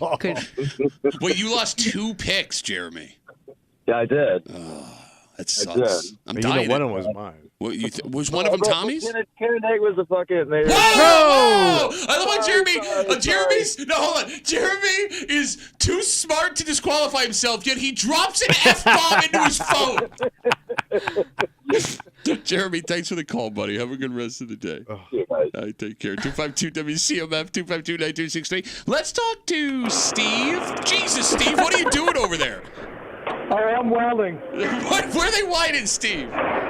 Well, Jeremy sucks. I'm going with Victor. Wait, you were saying something. What happened? Huh? You were saying something before and you stopped talking. What happened? What were you going to say? Yeah, nice try, but yeah, I guess I got to go with Victor. Okay, why Victor, Steve? Well, because it's my second pick. I don't know. All right, Steve, we got you for Victor, buddy. Have a good rest of the day. I don't know. I didn't think we had to say this, but do not weld and call the break room. I think it says it right on the welding equipment. Seems like a very dangerous task. Was he like leaning his phone against his shoulder? I can hear it. That's scary. That's fire, right? Yeah. That's fire? And gas. Okay. You got a can of gas and a flame. Can you call and weld at the same time? Are there guys that are like talking to them like, hey, honey, welding, I need 2 cans of soda, and if you give me some lunch meat for that. 252-WCMF. Let's talk to Gary. Gary, where are they whining, buddy? Hey, this is a city. It's Culver, Park Ave area. Okay, so we'll go with Park Ave there. That's not, I don't hate that. There's some wealth down there. I mean, it's got sidewalks. Yep, it's sneaky wealthy. Well, it's downtown wealthy. Yep. What does that mean? City homes, in the magazines, downtown. Yep. Hold on, wait. Tommy said city wealthy. What is city wealthy? It's nice, but it's not sprawling. What does that mean? Like, you go out to Victor, you're going to see some estates. Like tennis courts and like the houses stables. are right on top of each other. Yeah, but they're nice. Yeah, but some of the you can't sprawl in the city. No, but some of the most expensive real estate in the county is on East Avenue. I understand. Right. Yeah. All right, Gary. That's city wealthy. But Gary? it's city tight. Don't do the fist. It's gross. Gotta keep it tight. Tight. City tight. Tight and hot. It's a tight, hot pick. Oh, it's hot. Gary, thanks for the call, buddy. Have a good rest of the day. Yep. That's a good pick. It is. It's a really good pick. There's a couple of good picks out there. No, because look, I'm convinced that the point you made earlier, and I fell into this trap. I fell into the pit. I fed the pit. That it can't be an East Side town. It's too easy. Yeah. You fell into that trap right away by going with the most East Side of towns. West Side is a little rough when it comes to what's being described here. Of course. Damn, that's good. 252-WCMF, 252-9263. Let's talk to Sean. Sean, where they whining, buddy? Seneca Parkway. Okay, so you're Seneca Parkway. Huh. That's up by the zoo? Yeah, it's down off of Dewey Avenue. Huh. That's a... Huh. But everybody we know down there is a complete ass. Well, no, but the houses are gorgeous. Yeah, they are. But they're owned by a complete ass. Okay, but they're still like, okay, well, I just, my daughter. Ass town. Ass town? Population U? My daughter goes to Aquinas. Yeah. And I was just driving her through that neighborhood Yeah, the other day. it's old school nice. And like, it's all where the executives for Kodak built their homes. I always thought they turned them places like into like apartments or something. They're so nice on the. I dated a girl that lived in one of those houses. I told you she had a spiral staircase. Damn. You've never seen one before. No, I didn't even know you could make Ben stairs that way. Sean, thanks for the call, buddy. We got you for Seneca Parkway. All right. It's not going to be it, but that's a pretty good call. I would love to live in one of those houses. With a spiral staircase. No, I'm just Seneca Parkway. You're forgetting how beautiful those homes are. Yeah. They're old school Gilded Age crap. Yeah, whatever that means. Fancy. Spiral staircase. But back then, people were thin enough to get up them. 252-WCMF. All right, let's whip through some real quick. Let's talk to Dave. Dave, where are they whining, buddy? Broncroft Boulevard. A lot of sidewalks, a lot of beautiful brick homes, a lot of trees. So would that be Winton neighborhood then, Kimmy? What do you think? Yeah, I mean, you're pushing. Are you going like? I guess you'd have to pick like Penfield or like the Winton neighborhood, right? Or I guess Brighton's kind of close there too. Yeah, it'd be more Brighton, Rochester area. So south. Well, you can't pick Brighton, Rochester. You got to pick Brighton or Winton. I'm going to say Winton. All right. Okay. All right, Winton. We got you for Winton, Dave. Thank you for playing along. We appreciate you. Let's talk to Chris, 252-WCMF. Chris, where are they whining? Hamlin. Shut up, Chris. It's up and coming up on the lake. Hamlin's not real. We've never talked to anybody that's actually yeah, from but Hamlin. here's coming up. Hamlin's real. Believe it or not. Have you been to Hamlin, Chris? I have, yes. Yeah. It's the gateway to Kent. Exactly, up on the lake. Yep. Chris, thanks for the call. We'll take one more call. We started with a lady. We'll finish with a lady. All right. Sandwich by ladies here in the break room. Barbara's got the last word. Barbara, where are they whining? Brighton. Why Brighton? Because there's like around Cobb's Hill area of Brighton. Okay. Because there's a lot of trees and it's kind of nature. I don't know. She sounds kind of like they're in this woodsy kind of, area where there's a lot of beautiful homes. And I know that there's a lot of beautiful homes. She sounds woodsy just because she said sticks? Mm-hmm. Yes. Okay. Yes. All right. Well, Barbara, thank you for being the second half of our lady sandwich here in the break room this morning. Okay. Thanks. All right. Have a good rest of the day. All right. Wow. We got a lot of towns. Yeah. And we ended up spreading. Yeah, a little bit. Yeah. So we should be good here. Right. Except it was over after I picked, so it doesn't even matter what you idiots call up with. All right. To recap one more time. Yeah. Tommy's in Pittsford. He automatically threw himself Number out one. of the game because that was the one from last week. I am in Irondequoit. Chris is in Fairport. Austin's in Greece because you don't know the West Side, dude. Tom's out in Spencerport, the Pittsford of the West Side, Piaget. Chose East Rochester. Jeremy went out in Canandaigua. Steve called us up and said, "Oh, damn it. I mean, Victor." Gary is on Park Avenue. Sean going deep cut with Seneca Parkway off Dewey Avenue. Yeah. Dave is in the Winton neighborhood. Chris went with Hamlin because he wanted to waste everybody's time. Barbara's in Brighton. Are we ready? I'm ready. Kimmy, we ready? Ready. Come on, baby. Come on. Come on. Skyline! Pittsburgh! Victor! Where they whining? You got a winner? This week, Uh-oh. got a winner. Come on. Come on. Yeah, but you're making a weird face. Come on, Winner. she's making Because in a way, we might have two winners How's that? because they whining Oh, it must be a neighborhood pick. in Fairport. Oh, so my Chris and God. her brother.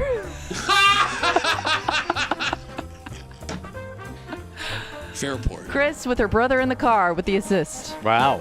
Or wherever she was. I don't know. I'm going to say, I hope I said it was a good pick. I told you Fairport was it checks all the boxes. You should have picked it because you picked first. I wasn't thinking Fairport. No, I know. You weren't thinking anything because you picked the winner from last week, you idiot.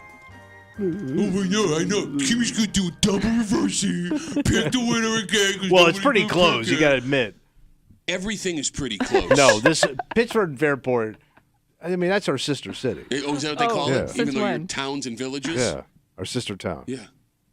You have to go through two other places to get from Barely, Pittsburgh to man. Fairport. You have It's to, a sea hair from my house literally have to to our go buddy's house. through two other places.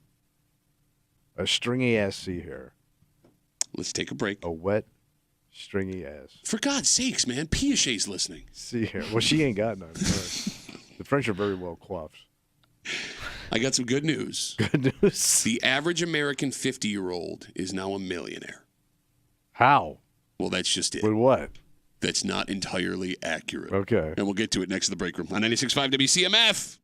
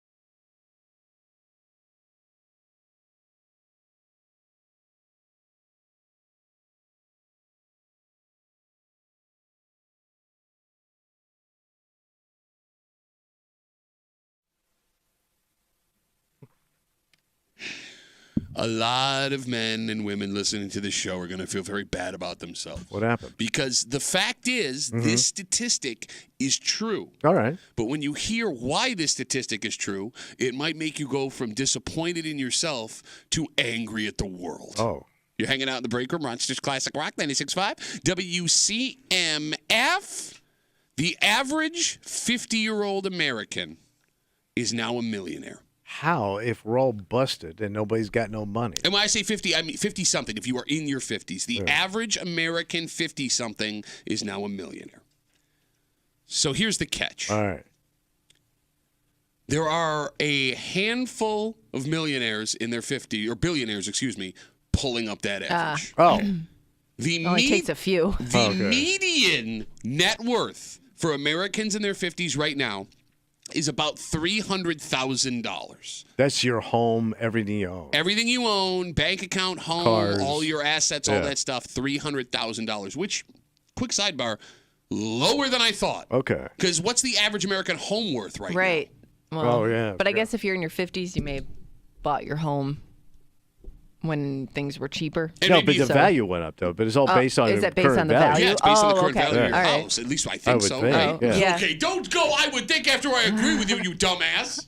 Sound like idiots. Oh, yeah, I would agree with you, dumbass. Yeah, I mean, you have to, in order to, it would have to show, like, You're not helping our cause. what the value of your house is. Why do I ever agree with you about anything? I know, but you do immediately. Yeah, no, he's right. I think probably.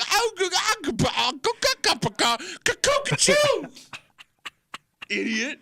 So billionaires are bringing up everybody. Yes, but so much so the average 50-something has a net worth in America of $1.4 million, and the median is $300,000. Okay.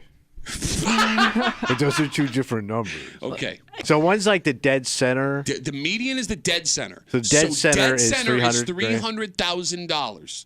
The average is $1.4 million. That's how wealthy those handful of 50-something billionaires are. They have pulled the middle of $300,000 up to the average of 1.4. All right. So it's all the fat cats. You got it. Your Teslas, your Amazons. Because, yeah, I mean, is he in his 50s? Well, Who? Bezos isn't, but is Elon Musk? He can't be much more. Jay-Z's in his 50s. He's a billionaire. Elon Musk is 52. Okay, so he's bringing it up. And he kind of teeters between being like the richest, then he ain't the richest, then he is the richest. It all depends on what he says on Twitter that day, right? Right. Like, ooh, don't do that. Oh. Bezos is 60. Okay, so he's out. Yeah. But it's not like you. But if your house counts as a lot of your wealth, You're going back to this again. you're not really a millionaire unless you sell your house. Well, yeah, but I mean, it's like there in I case- can't say, yeah, I got $1 million, but it's not in the bank.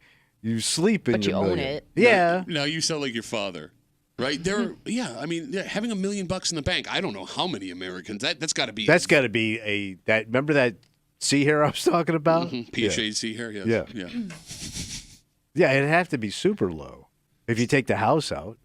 So, like, I saw this initially that the Yeah. average 50-something is millionaire, Yeah. and I got very disappointed because there's no way by the time I'm 50 I'm a millionaire. And No, then but your wife will be fine. then I saw that it's the billionaires pulling it up, Mm-hmm. and I got very, very mad that few amount of people can have so much money that it pulls the average of the rest of the country up by that much. So they're saying, I saw this on the news the other day. They said, like, in my lifetime, I'm going to witness somebody being a trillionaire. Not your lifetime, but like people your age, yeah, that's going to happen. Oh, you're so funny. What happened? Bro, your tongue isn't even working anymore. It was last night. You know it was working. I don't have to say it. Your mom. I got it. 252-WCMF, 252-9263. So along with this study in how ridiculous the wealth gap might be in people in their 50s, because look, I expect stuff like this from like a 25-year-old compared to a 65-year-old. Sure. Okay, fine. You would right? think at that age you're a little closer. Yeah, right? Like, I mean, these are all people that were born at the same time. Mm-hmm. They get into, in this study, what people feel they need financially to have, quote, made it in life. Right, what I need. financial independence, the average American says they need to make at least $94,000 a year to feel financially independent. Okay. Which is an issue because the average American salary bounces back and forth between like $57,000 and $63,000, $64,000 a year. All right, so you're only 40,000 short a year.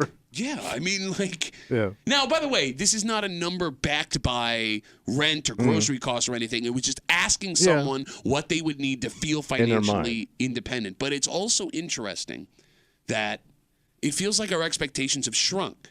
Because I would think if I go, you can be financially independent, what does it cost? I would have thought minimum six-figure number. Yeah, I think that's where most people's heads would go. But you're kind of close at 90-something thousand. But you're not even getting to 94,000 in like our wildest dreams of being financially independent, right? Like 94,000. Nobody's ever like, I'm a 94,000 heir. Yeah. You couldn't even dream the extra $6,000. The other popular responses to what would make you feel like you financially made it in life. Moving up in your career was one of them, right? That makes sense. Not having to work at all, obviously. Well, thanks, man. But the most interesting one was settling into a job you love would make you feel financially you made it. Well, you'd be comfortable and you'd be happy. If you're doing something you love, you're happy. But that's not financially made it. There's a difference there. Yeah, and true. I also found that interesting, right? Like the other things, they're all financially motivated. It makes sense. Like I don't have to work. I don't have to worry about these things, right? I make a certain amount of money. I'm getting promotions, which pay me more. Yeah. There are lots of people that work jobs they love that pay less than other jobs they've done or could be doing because you're past the point of worrying about having the most or even really having a secure financial I guess your situation. motivation is different. You're not motivated by money. You're motivated by the job itself. Okay, but in that case, you haven't financially made it in life. That's true. You're motivated by comfort? Be more just a comfortable life? But even comfort is an interesting thought. Well, comfort in the fact that you're getting a steady paycheck. You enjoy work for the most part. Yeah. I mean, I don't know.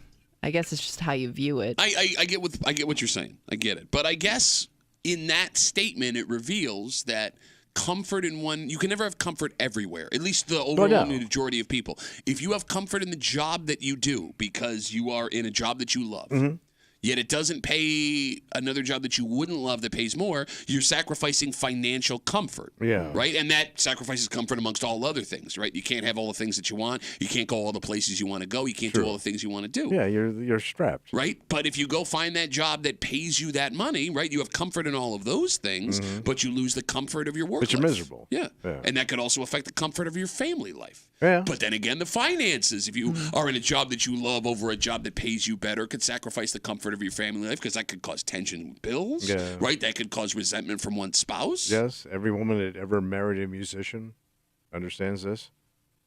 Why you gotta take We're that? so close, baby. We're so close.